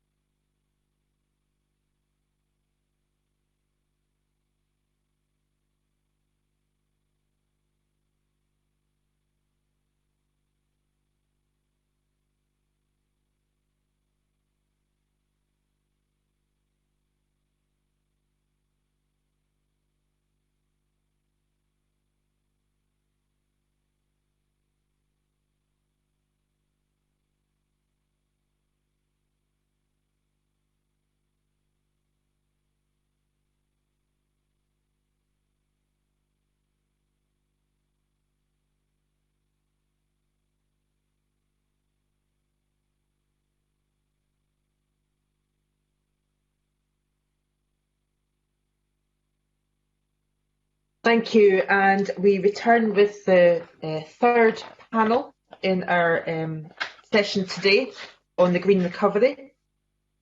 And we have Mike Robinson, the Chief Executive from the Royal Scottish Geographical Society, and Sarah Tiam, the Chief Executive Officer for the Scottish Council for Development Industry, or SCDI. Welcome to you both. I'd like to open up the line of questioning, first of all, and ask you both what you think the three most significant measures that Scotland could take over the immediate term to support a green recovery, and that would align, of course, their goals of transition to net zero, addressing biodiversity loss, and building a robust and resilient economy in a fair and equitable society. Of course, with the backdrop of the COVID emergency that we have. And can I come to Sarah Tiam first?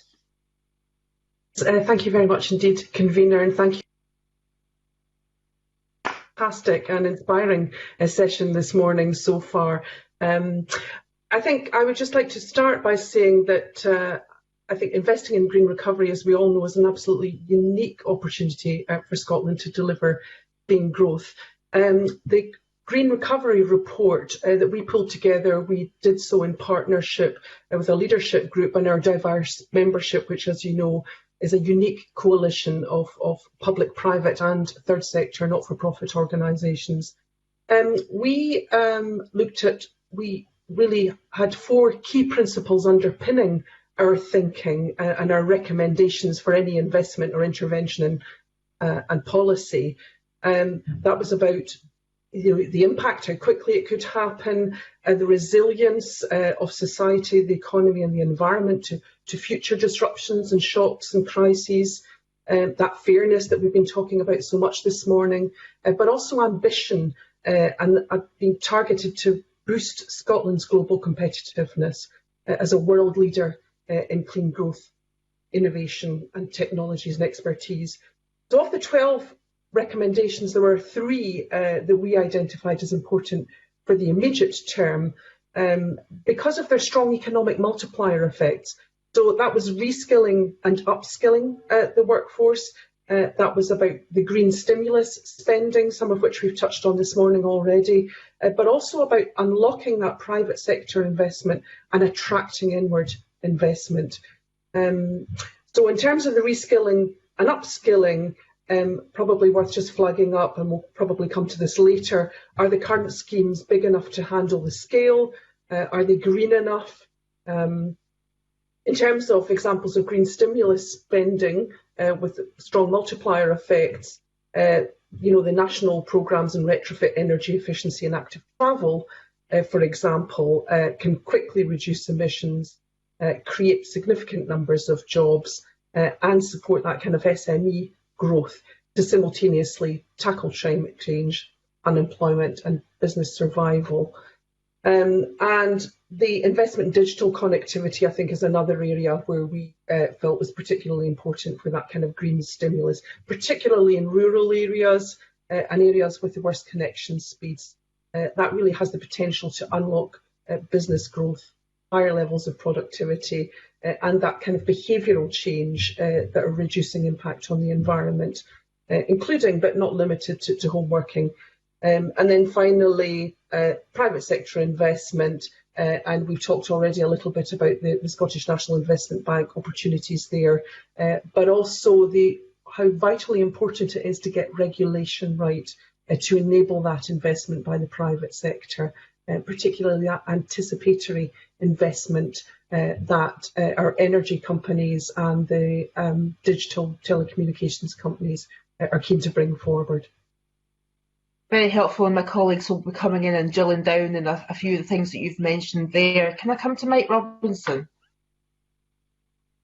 Sure, thank you, Gillian. Can you hear me okay? We can. Excellent. So I'll try and speak to the report that we submitted. We ran a climate emergency summit. We've run 7 now, but with a very broad group of representatives. And we came up with about 170 thoughts and actions from that, which we summarised into 12 key findings. They're all the usual things that I think you'd probably expect around big green infrastructure, renewables, active travel, of course, digitisation, nitrogen reduction, and also quite a strong emphasis on innovation and I think, as referred to earlier, sort of trying new things and not being afraid to fail.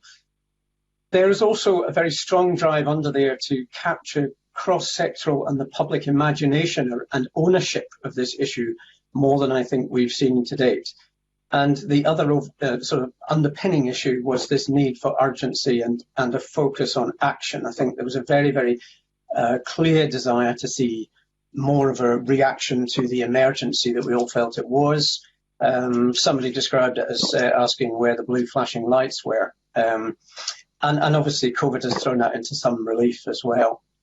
The 3 probably leading overarching issues were the first one around more leadership and more clarity.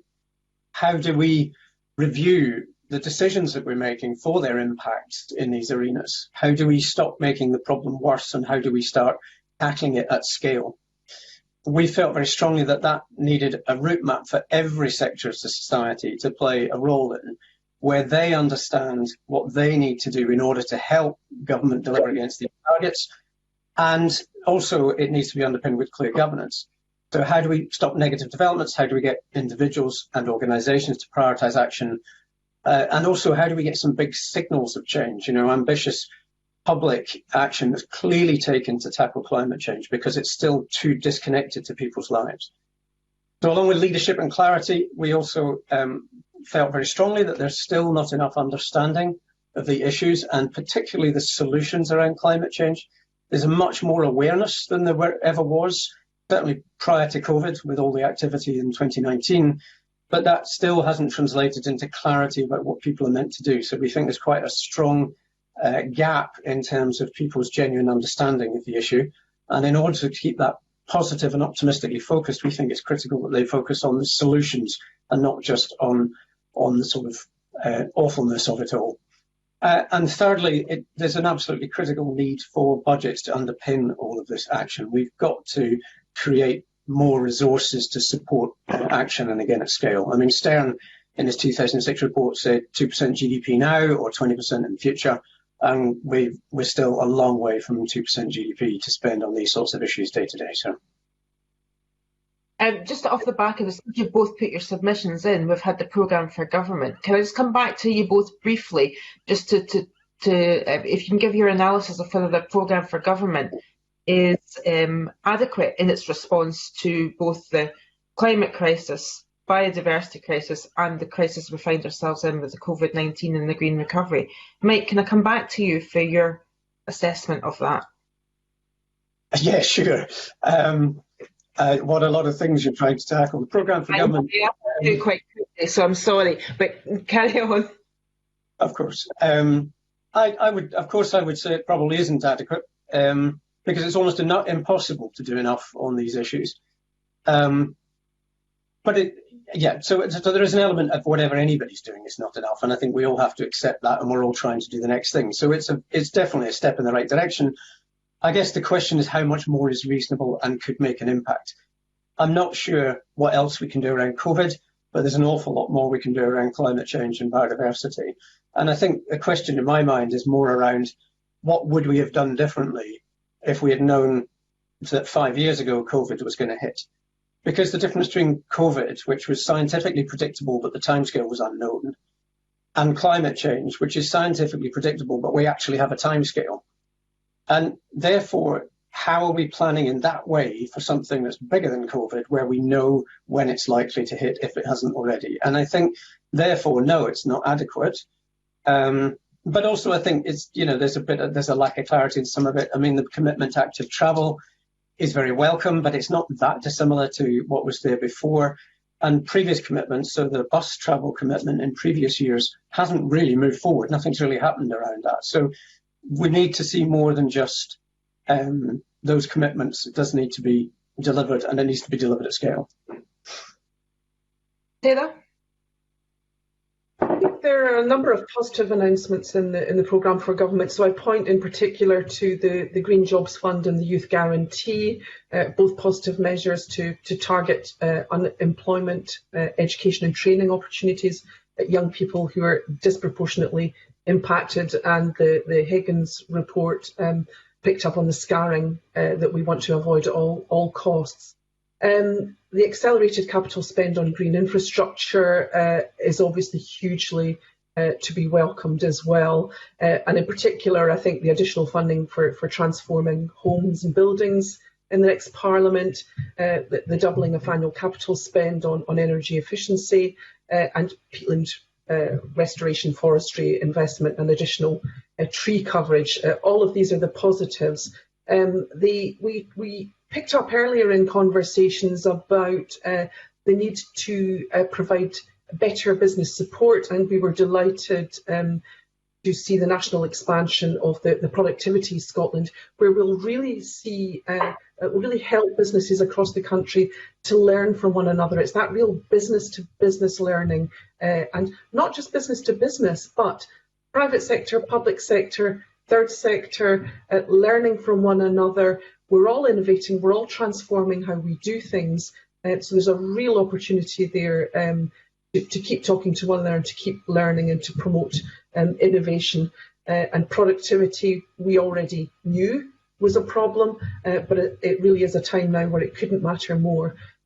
However, I think as Mike has alluded to, there are real concerns about whether the pace and scale meet the moment. For example, the National Transition Training Fund that supports the 11,000 unemployed or at-risk Scottish workers is likely to be insufficient given the level of expected unemployment in the next few months, especially as the coronavirus job retention scheme ends and restrictions continue, and that confidence and demand remains low. And we're looking potentially at we're hearing predictions about 15% unemployment rates. I think the other thing probably worth flagging up is that compared to other EU countries, Scotland and the UK are planning to invest substantially lower levels of public money in a fiscal stimulus or green fiscal stimulus. For example, Germany is investing 4% of its GDP. France is investing a similar proportion. So in comparison with our friends and colleagues across the EU, it is not comparing as favourable as it might do. But it also is worth flagging up that the devolution settlement restricts the Scottish Government's ability to deliver that green stimulus. 4% of our GDP would mean 6 billion of stimulus, but the fiscal framework restricts the Scottish Government to borrow 450 million, or 0.3 of GDP. So it's about the levers, isn't it? And does Scotland have the levers? Yeah, Thank you. And Sarah, that comes back to Mike's other point about spending 2% now will save spending 20% in the future if you don't do that. So it's a point well made. Can I come to Finlay Carson? Thank you, convener, and good morning. There appears to be a theme coming through the evidence we've had that, and we heard it earlier from Chris as well, that there appears to be a lack of vision, a lack of policy or clarity. And just now you've mentioned that some of the things you talked about was a lack of leadership. An urgency is required, a more focus on action, pace and scale of budget. And I know one of the solutions that you put forward was a route map to lay out that vision. But there's also something else we need to consider, and the Just Transition Commission noted that we've already got some existing commitments and programmes which are not aligned with the Scottish Government's objectives that they lay out in the Green Recovery. And a number of stakeholders, Unison and Scottish Wildlife Trust, have said that there's a potential lack of coherence in policy making at the moment as we know it. So can I ask you both what your feeling is on the government's overall approach to recovery with regards to coherence? And are there areas in policies at the moment and existing policies which are contradictory? And how would you do it differently? How would you address those issues with coherence? Thanks, Finlay. Can we come to Mike first and then to Sarah? Yes, thank you very much. Yeah, I would agree there is a sense that there's a lack of coherence, I think, across government, but across society generally. We have, there's an awful lot of activity going on around climate change, a lot of it very well intentioned, but it doesn't join up very well. So a lot of it is going on in isolation from each other. And I think there's quite an important job there somehow to sort of bring that better together and develop momentum so that each of the conversations is building on the previous one. And that does require some energy and some effort. But it also, just within government, it needs buy-in from the whole of government at both the national and the local level. I think that there's still a sense, I mean, I've come across this many, many times and have had it reported to me as well, that within organisations, as soon as there's a sustainability lead or a climate change team, everybody thinks it's their job and slightly delegates that responsibility. So people recognise the need to act, but they don't always see it as enough of a priority compared to other short-term issues, and they often see it as unaffordable when budgets are stretched. So I think that we need to be getting across that sense that we're investing now for the future. We've borrowed from the future in climate and biodiversity levels, and I think the fear is with COVID that we're about to borrow from the next generation for COVID recovery. And therefore, there's a fear this is actually the last chance to put significant funds behind this transition. So we've got to invest in those things now that are going to make a difference in 10, 15 years' time. We need the energy infrastructure for bus to be in place in the next couple of years if we expect that our buses will meet their targets and requirements in 2030 and beyond. Infrastructure shouldn't be going ahead if we're not sure if it's going to be detrimental. And I think there was a suggestion in our study, certainly, looking at the need for any major spend to pass some sort of sustainability test or even putting a moratorium on major expenditure in infrastructure until we're sure it's not actually making the problem worse. But I think that threw up a separate issue, which was around how you actually go about deciding that. How do you actually call in decisions and who does that? And I think there is a sense that does need to be done. And I don't know whether that's a climate commissioner or a climate emergency committee, or whether that's even potentially within the remit of the Eclair committee. But somehow we need a sort of strategic way to question some of these major decisions and make sure that they pass a basic test of sustainability. Sarah? I think we have in Scotland, we have very clear targets, and there has been very clear leadership established in terms of the type of targets that we have. Now, targets matter, but equally getting on with it, and action, which we've already picked up on this morning, is incredibly important.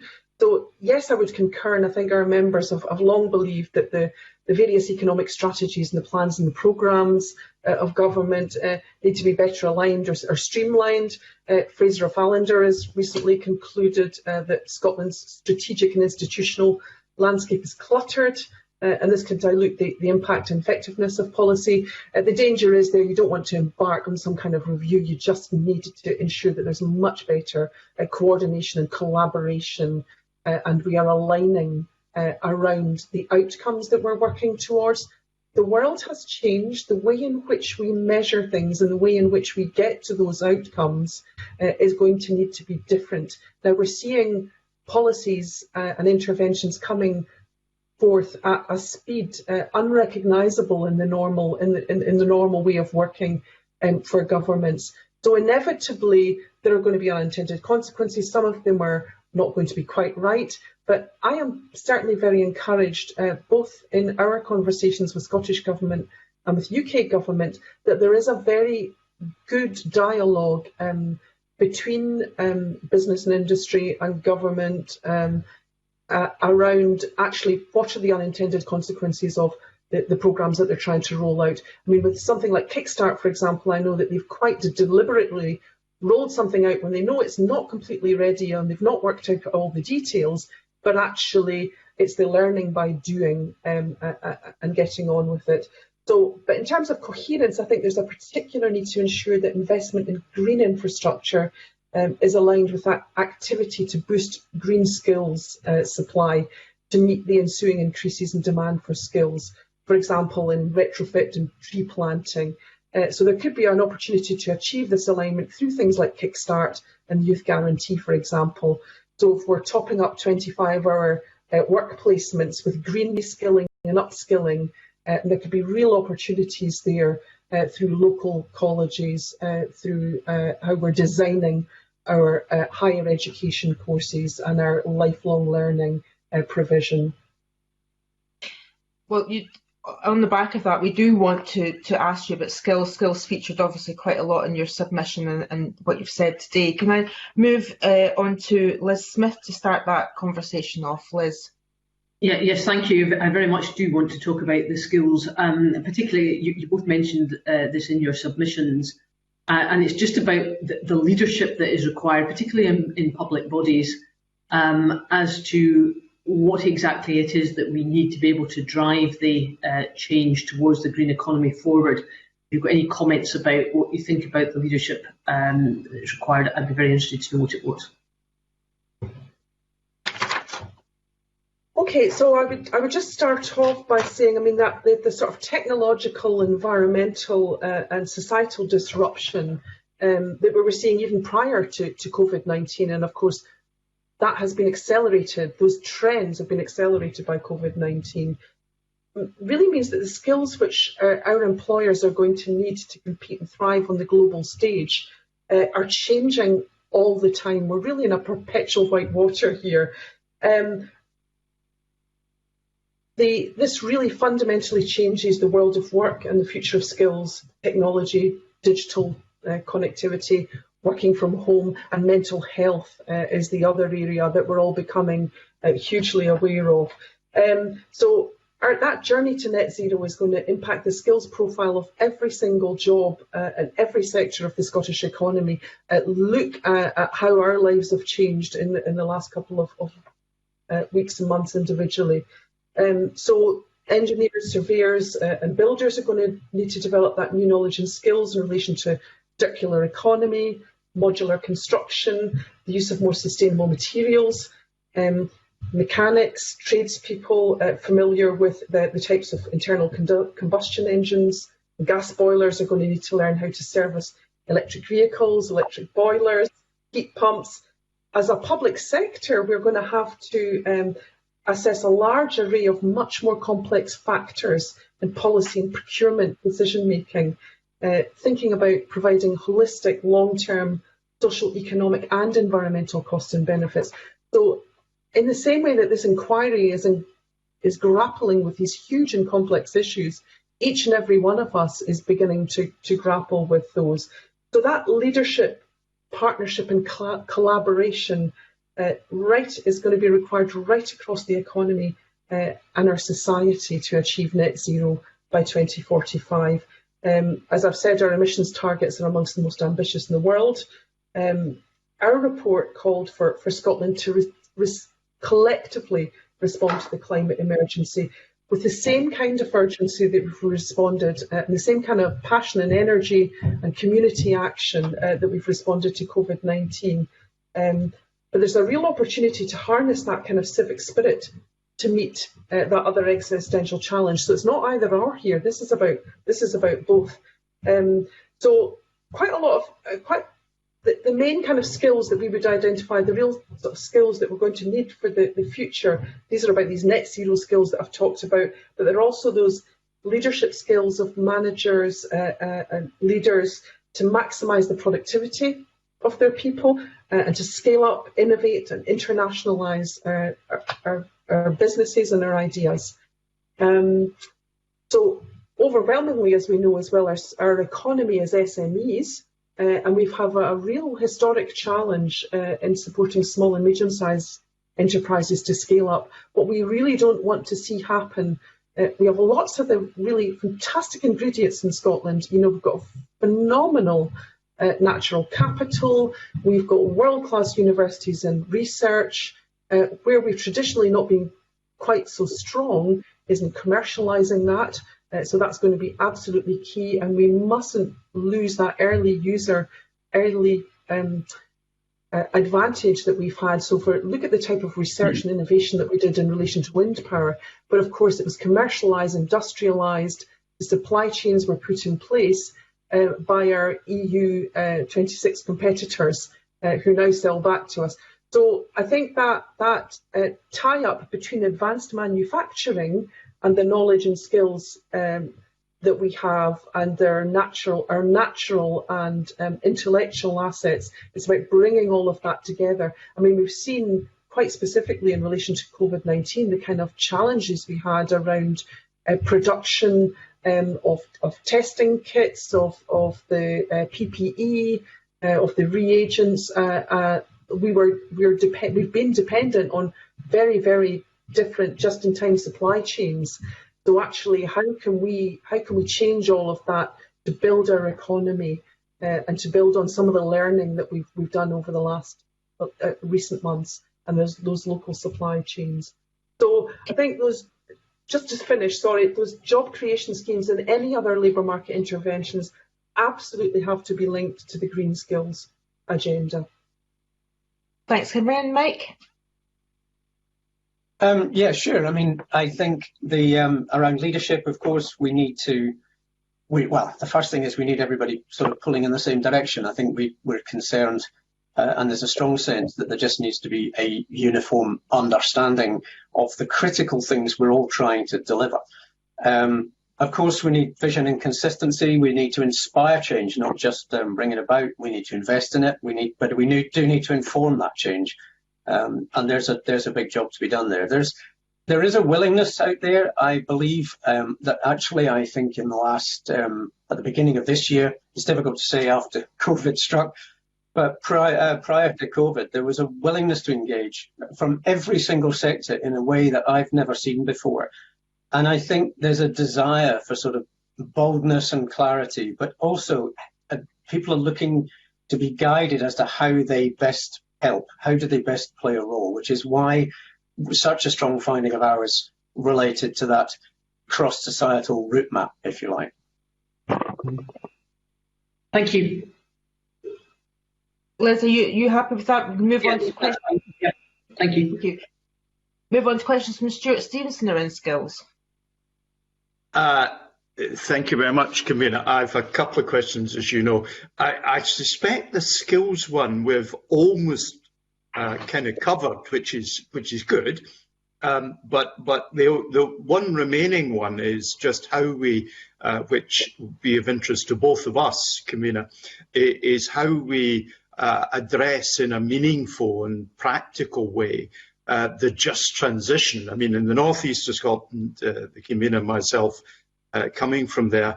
We have a lot of people work in the oil and gas industry in very well paid jobs. How are we going to deal with that, with the caveat that many of the skills that people have, particularly engineering skills, are skills that are redeployable in green industries? So are there particular things as CDI perhaps first, and then the Royal Geographic Society second, could say on that subject? I suppose the challenge at this particular moment in time, and having been in contact very recently with our members in the North East and our regional committee up there, is that the oil and gas industry in the northeast of Scotland, as you've said, is the skills that we have in that industry. It is absolutely vital to keep those and to anchor them in the northeast, but it's also about the supply chain. So the challenge actually that our oil and gas businesses in the northeast of Scotland face right now is actually what they work very closely indeed with their supply chain, and they need that supply chain right through this transition. And at the moment they are working incredibly hard to try to keep that supply chain going, because they need that supply chain in the future for the type of energy that we're going to transition to. So the challenge for them is how that is economical for them as a business. So in the longer term, the way in which they are working with the local supply chain in order to retain those skills and to have that investment in the local economy, in the longer term, that's the challenging piece for them. But you make a very, very valid point about the transferability of those skills and how do we keep those. Right. Can I just come back to Sarah before moving to Mike? I understand the description you've just given of the problem, and that's fine. But moving specifically to government, what can government actually do that will make a practical difference, will actually help, either in direct interventions or in deconstructing barriers to making the changes? What can government do? Because, you know, essentially what we're looking at is government. Well, I think, you know, regulation is a huge part. I touched earlier, type of anticipatory investment that our energy businesses and our telecommunications and digital companies are keen to make. And some of the challenges around that are in relation to the current regulatory framework and the different ways in which the different regulators operate and the kind of drivers that they're currently operating to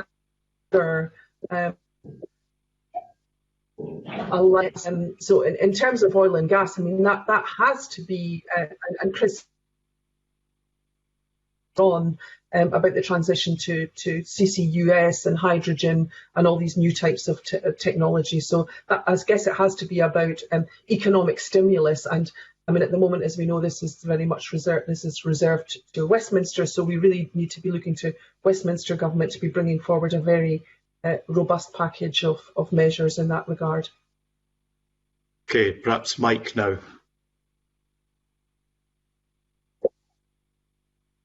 Thank you very much. If I may, I'll start just very quickly. I've mentioned already that there is a general lack of real understanding of the issue and the solutions to it.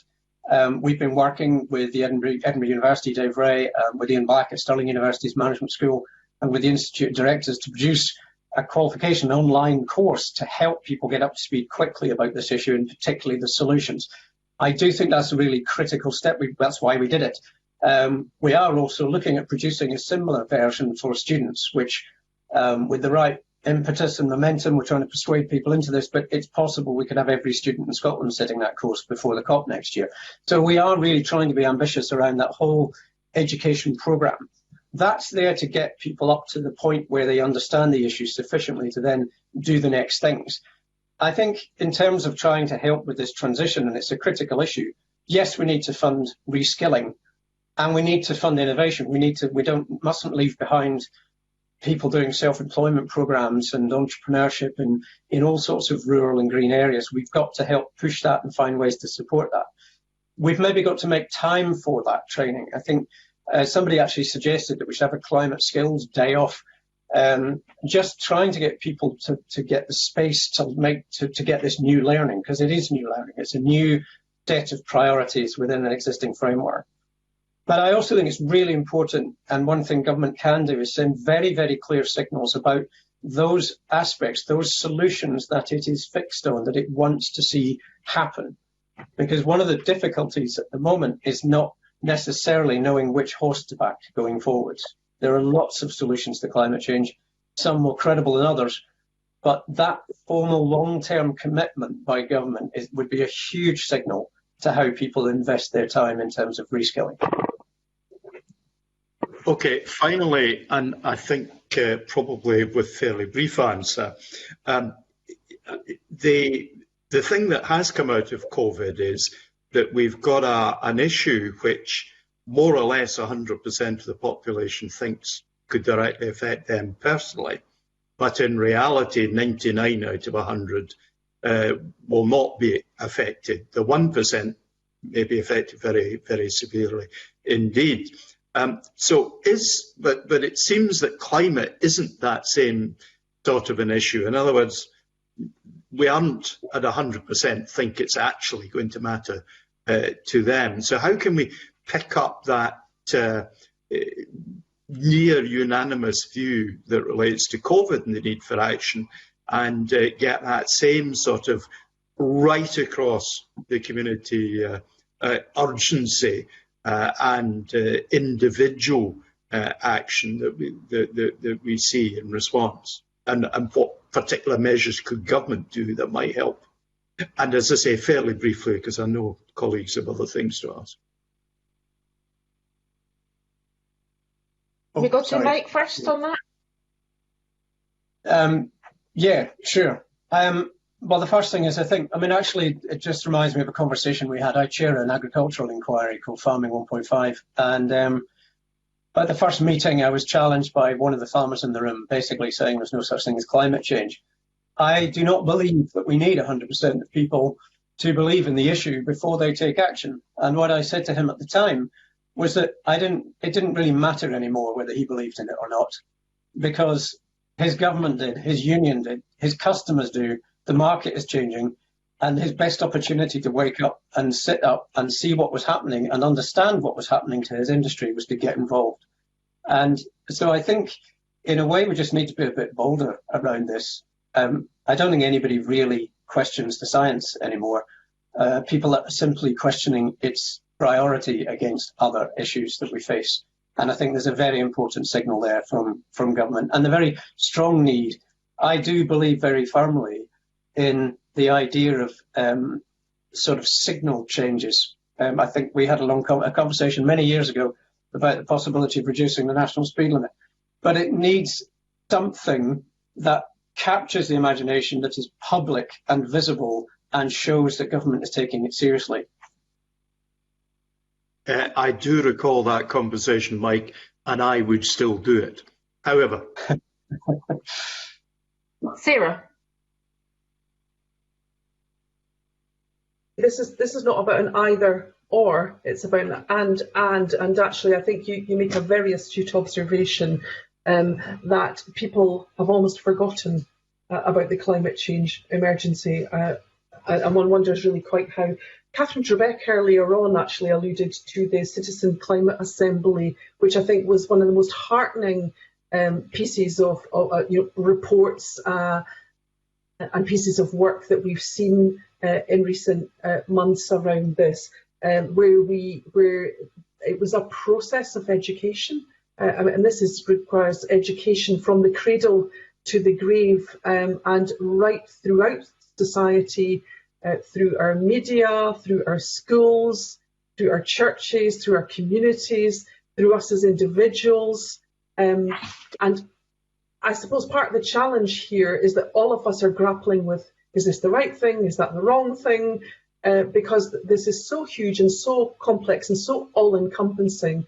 But Catherine picked up on the very important issue of agency and people feeling like they have some sort of purchase agency in this conversation, and how it is impacting on them. So education, conversation, bringing together public, private and third sector, looking at issues in the round, keeping talking to one another. But I think that the best example I can cite recently is the Citizen Climate Assembly, and some of the really exciting efforts and the really exciting innovations that are going on in businesses and in local authorities and in churches and in organisations like Refugee, for example, doing phenomenal work with volunteers. So a huge amount to be done there, but conversations, education, and the best example is the Citizen Climate Assembly of that I've seen. So, thank you. Can we come on to questions from Mark Ruskell? Yeah, thanks, Kavina.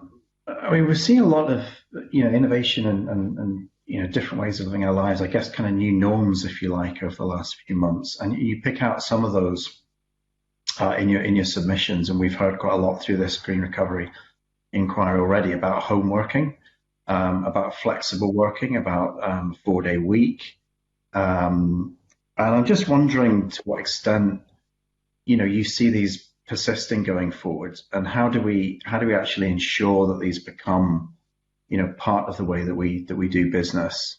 What support is required, if you think these are positive things, to ensure that they're a permanent fixture of the way that we run our lives? We're going to say the first. Sure. Yes. Thank you. Yeah, a great question as well. I mean, I think that as you say, organisations, businesses are adapting, innovating, leading the way to net zero in many respects. And there are real opportunities to lock in those kind of behaviours. So I think we've heard already about active travel and the Spaces for People programme and rapid interventions by local authorities across the country. I think just we want to see more and more of that, really. But how do we lock those in? How do we make those permanent, as you say? But I think that's about government and further infrastructure spending to transform that connectivity. And looking at the topography of our cities and our towns and our rural areas as well. But in terms of urban areas, we've talked about, we've called for green city plans and green town plans. We're seeing some really interesting work coming forward in Glasgow in that respect. But I think the other point probably to raise is that local authorities are going to require government support and greater budget certainty to achieve this, given the scale of the challenge and after a decade of austerity. Really interesting work going on in relation to buying locally and community wealth building, which was touched on earlier on by Catherine Trebeck. Consumers focusing on buying local and supporting local and small businesses, and local businesses going beyond and above to help local communities as well. So I think there's also that opportunity for government and local authorities in the wider public sector to buy local and harnessing the power of the public pound, as we've seen in North Ayrshire Council is just one of those community wellbeing initiatives that are really worth flagging up and rolling out beyond. I think we're seeing working from home. Organisations are reassessing their ways of working. I think very few organisations are actually envisaging those who can going back to the office full time. I mean, we're already seeing organisations that are moving to totally different ways of working. But it could be the UK government, for example, could encourage this by enshrining the right to work from home wherever possible in legislation. Possible thing that could be, but it's about, we also need to, the new and emerging trends that are damaging that need to be mitigated around public transport, mental health and fair work. There's real issues there we need to grapple with. Thank you. Mike? Thank you. I think there's a number of different issues here. I think one of the problems we have at the moment, we're quite good at responding and tweaking activities based on existing and historic behaviours, but we're less good at reimagining the future we want to create. And that's the job I think we really need to do at the moment. I think there's a little bit too much short-termism even now within the COVID recovery. There are a number of situations that have arisen, so an increased priority for walking and cycling is a very welcome thing. I think I cycle regularly, and I've noticed I get a lot more of a berth these days than I used to, because I think everybody bought a bike during lockdown if they didn't already have one. But we are still acting as if COVID's going to be sorted out by January, February, March. And if we even just stopped and realised that realistically, before a virus has been found and is actually disseminated and available, we may be 2 years down the line. And if we actually started just pushing our timelines, maybe we would take some of that infrastructure development and changes to prioritisation of infrastructure and particularly transport much, much more seriously. I think the fear I have a little bit is that the instant reaction around public transport, and this is true of many, many businesses, of course, they're based on a volume of traffic. And with social distancing and all the issues around that, that's going to be very, very difficult. So the next period is going to be really, really tough on buses, on trains, and on other modes of public transport. And yet we need them. We need them in the future for that recovery, for that climate recovery. So we need to start planning now for the things we want to build back and start investing in the infrastructure that we need, so that when we do bounce back from COVID, we're ready for that next set of changes. And until we do, I think the fear of public transport, people are very afraid of this disease. I think that is going to be insurmountable until we get beyond this point. So we've got to start investing now in what the next step is, with the patience and understanding that it still may not kick in for a year or two. Thank you. Can we move on to questions from Claudia Beamish? Could I focus our discussion on conditionality and procurement to the degree that it hasn't yet been discussed in the session? I'm conscious of time. A number of submissions to the committee have highlighted opportunities to use public procurement to secure a green recovery. And do you both agree that all Scottish Government support should be compatible with the goals of delivery of net zero and protecting natural capital and securing a wellbeing economy? And if there are any additional points you wanted to make on how to ensure this happens in practice, that would be great. And also, very importantly, what indicators would give confidence that we are on track for the next 6 months or a year? Thank you. Okay, so maybe I can stick first and then come to say that afterwards, Mike. Yeah, sure. I mean, procurement does seem like an obvious support for this move towards net zero. Absolutely, it more than exceeds the 2% GDP. So in itself, it's a huge vehicle for good.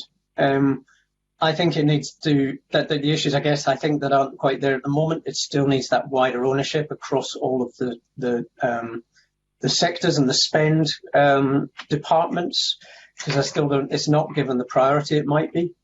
It needs more urgent response, but it needs some sort of oversight. How do you actually correct it or check it or say, well, actually, that isn't really the right thing to do? And who does that job? So again, it comes back to having some way of some emergency committee or a climate commission or a Clare committee or somebody having that ability to oversight and maybe even call in some of the bigger decision making. Again, I think there's an element of just education really as well. I mean, aviation, you know, is a bad habit that we may go back to. I hope not. But of course, we haven't really properly identified that it was a significant contributor to the spread of COVID. And it therefore is one of these things perhaps we need to be very, very clear that we don't want to prioritise going forwards. So I do think there's a need for some positives, some incentives, subsidies and taxes to support some of this as well. Thank you, Sarah. Hi, yeah, the real opportunity for the public sector to lead by example here in reforming the current procurement models. A fundamental shift away from procuring at the lowest cost a more holistic cost, which takes account of the whole life costs of investing in assets or in a particular intervention. So I think those fiscal, social and environmental costs and benefits need to inform public sector investment. But the world's changed. Appraisal models need to be adapted to take account of new priorities of net zero and an inclusive economy. We touched earlier on about the various ways of measuring and indicators and our frameworks, sustainable development goals, the national performance framework and so on. But I think one of the key issues is about finding ways to open tenders to our small and medium-sized enterprises, to whom high levels of bureaucracy or complexity in bids represent real barriers. And I think procurement also needs to prioritise considerations such as carbon accounting and circular economy. And again, community wealth building is one such positive approach. But I think a real need to think very differently and ask different questions when we're making investments. If you're thinking about traditional transport,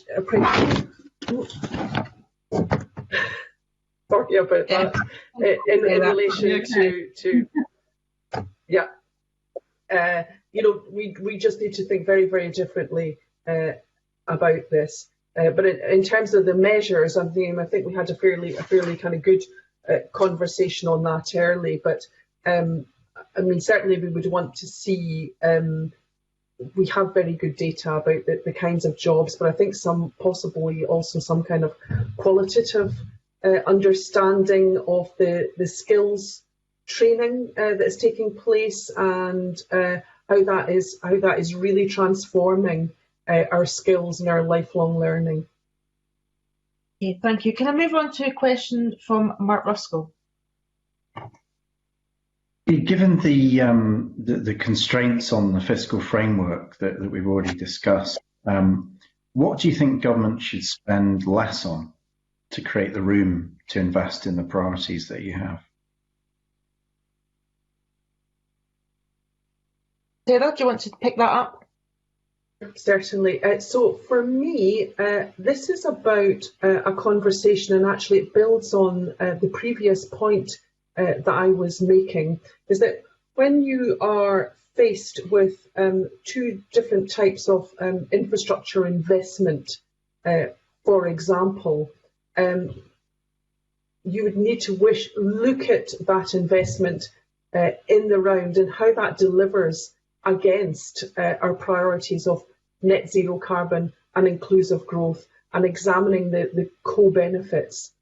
So I think that really is about and also about involving communities and having that wider conversation. But it's about very different ways of assessing what we invest in, rather than the traditional economic measures around GDP and GVA and so on. The world has changed, and so actually how we measure what types of investments we should make needs to be completely different, and we've heard this morning already about the various ways of doing that. But there was some quite interesting work, I think, which is perhaps worth flagging up in this regard, was that the Low Carbon Infrastructure Task Force a couple of years ago did quite a bit of work around this co-benefits and assessing what type of funding should take place in relation to what it was delivering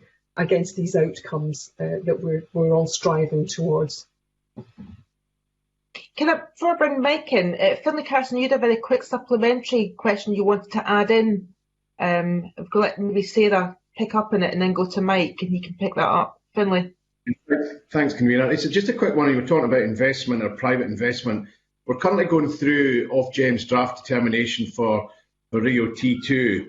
And one of the emphasis is in reducing electricity bills to the consumer, but that will ultimately reduce the potential for firms to invest because the return is going to be less. So we might see a reduction in infrastructure spend to support renewables and so on. What's your take on that?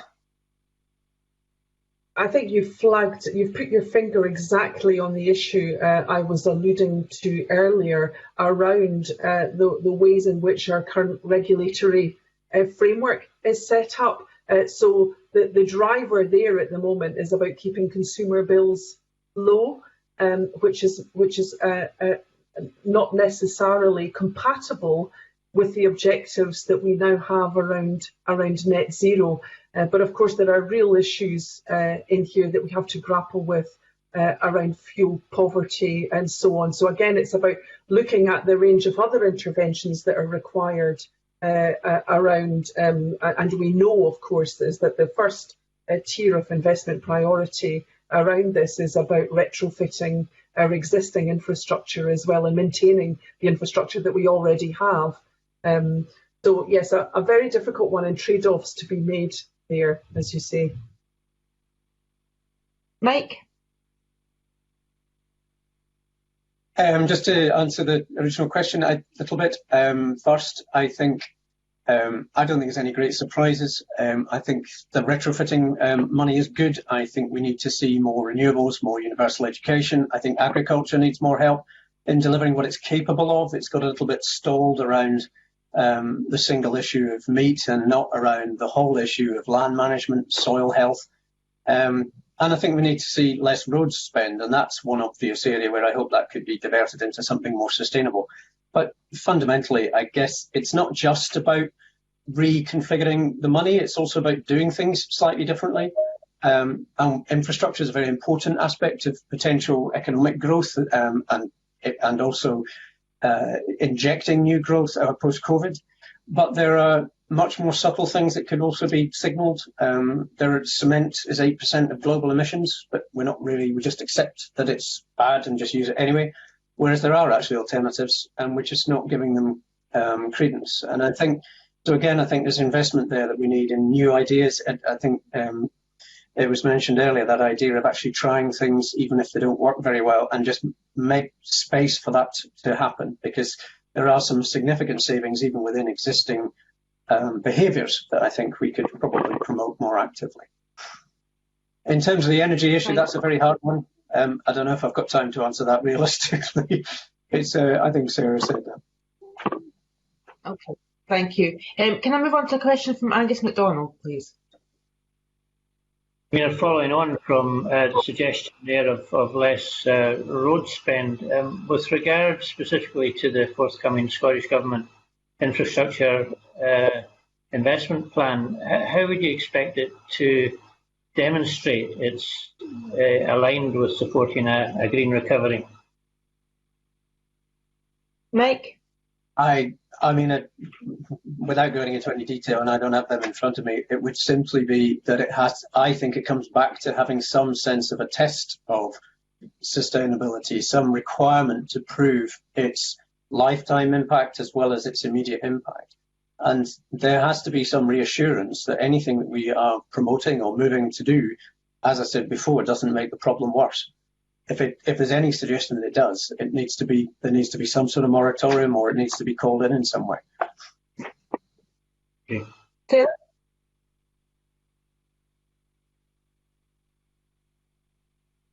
Sarah? Sure. So the Infrastructure Commission, as you know, looked at the principles which should underpin infrastructure investment over the next 30 years and how that might be delivered.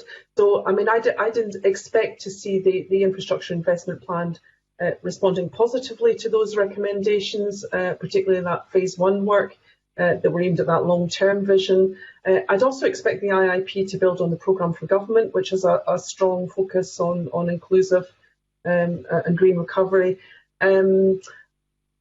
And it needs to be, I'd expect it to be supporting a green recovery, but also laying the foundation for the longer term infrastructure needs, which are also important. So the kind of areas highlighted by the Infrastructure Commission were decarbonisation of heat and transport, a focus on place, and actually that's something that we have all, I think, collectively understood much better as we have been kind of restricted to that small 5 or 6 mile radius of our home, and look how much we've discovered how important our places are and where we live. That greater emphasis on enhancing existing assets. Most of the infrastructure that's going to be here 13 years from now is already here, and some of that is actually about ensuring that it is resilient to climate change impacts. I mean, we've seen over the recent days everything that's happening with the road infrastructure at Rest and Be Thankful. So, very, very challenging, and our railway networks and so on. How can we extend the life of those infrastructure assets? And then progress on regulation, as I've already flagged up, to enable that private sector energy and digital investment. Mark Ruskell's got a quick supplementary question to you, Sarah, on what you've just said. Mark? Yeah, how important will the national planning framework be, the next iteration of that, in terms of getting that infrastructure developed at the scale that we need and in the right place? Yes, absolutely crucial, and the thinking that's been going on in relation to the planning reform is about actually thinking about the infrastructure first and ensuring that there is appropriate infrastructure in those locations where we are building or thinking about building.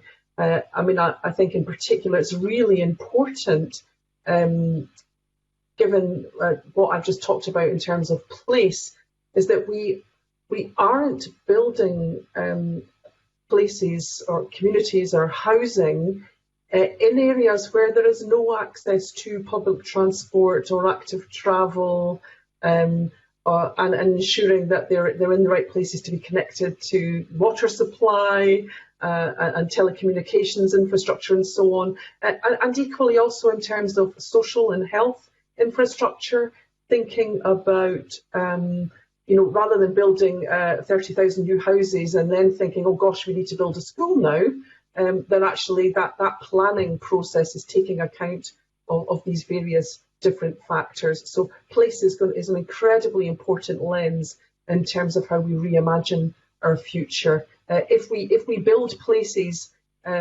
where we can only move from them to our place of work by using a car, then we're going to get a lot more cars. So it's really reimagining our places. Right, we have some final questions from Claudia Beamish, and then we'll have to bring things to a close. Claudia. Right, thank you very much, convener. And could I come to you first, Sarah, and to you both for the final question. Sarah, in the context of the proposals and solutions that FCDI has put forward to support green growth, are you content that the Scottish National Investment Bank is sufficiently capitalised and oriented to deliver these priorities at pace and scale? And I'll also ask the final question, which is really predicated on the remarks that both of you may have heard earlier from Chris Stark about patient capital and about partnership between government and the private sector, and what you've highlighted already, Sarah, anticipatory investment. And how can we take that forward and encourage investors to buy into the net zero green recovery and, of course, beyond the green recovery? So if I come to you first, Sarah, and if you want to make any remarks on both those questions, and then come to thanks. Thank you. So I think earlier in the evidence session, we heard from Chris Stark some of the really exciting opportunities that having a national investment bank represents in terms of crowding in international investment. We have terrific assets, as we've touched on earlier, in Scotland: natural capital, R&D, a really impressive renewables industry, and a phenomenal expertise in engineering. So some real strengths there from Scotland to the Scottish National Investment Bank can build on. We have been a very strong supporter of the idea of a national investment bank and work very closely with them to engage with industry. So real opportunities there. We touched earlier, is the 2 billion enough? So the most transformative similar institutions globally are generally, capitalised to a significantly higher level as a proportion of national GDP, and that greater level of capitalisation would enhance the bank's ability to build a green recovery and deliver genuinely transformative impact, we feel, certainly. But I think it's, the real opportunity there, as you've alluded to, is around that patient and venture capital, which is why a long-term vision for our infrastructure is so important, and actually sends the message to the international community why Scotland is the place that they should invest. There is that leadership from government. And sorry, you had a second part of that question, which I may not have picked up on or answered. I think, actually, Sarah, it was about bringing in private investment. So I think to that degree, you've probably covered it, already. But any other comments are valued. Okay, then. Yeah, we go to through the convener. Yep, to Mike. Great. Thank you. Is it sufficiently capitalised? Well, of course not. It's a massive issue, and it's not enough money to do everything we'd like to do. Personally, I'd like to see more ambition around that. I actually think we should be trying to do something like create a sovereign renewable wealth fund or some other way to create money that actually fuels some of this, because if we don't fund it, it isn't going to happen. In terms of securing private investment, I think there are some very real challenges there. I remember being shocked when I was part of the 2020 group. We had a meeting of pension funds, and not only are they incredibly conservative and incredibly risk averse, they saw wind energy as too high risk, even when it had really guaranteed returns. And you realise they were never going to invest in wave technology or any of these other schemes. And I think that absolute conservatism of some of that investment portfolios that we have really needs to be challenged in a way, because there's different ways to use capital than just throwing them on the international stocks and shares market. You can invest in property and community on a local level, still take a return. And I just think we've got to be a little more creative in the way that we use money. However, the biggest single thing that we have been hearing from a lot of investment firms is a need for consistency, consistent priorities, clarity about which solutions we're going forwards with. With COVID, a number of businesses have switched to make alcohol gel or PPE, but that isn't a long-term change. And if we're asking them to take this seriously, it's got to be that long-term change. So how do we give long-term investor reassurance, long-term commitment to the right things to make sure that when they move their business behind that, we're not going to suddenly pull the rug out? And that's, I think, the single biggest challenge. Thank you. It's been an excellent session, and 3 excellent sessions this morning. I want to thank you both for your time this morning. We need to bring it to a close. As I said before, we could have gone on a lot longer, but you're certainly given us an awful lot of food for thought. The committee will continue its green recovery evidence sessions on the 22nd of September. Before that, our next meeting will be on the 21st of September in private, where we'll consider a draft report on the UK withdrawal from the European Union Continuity Scotland Bill. That concludes the public part of our meeting today. I will now suspend.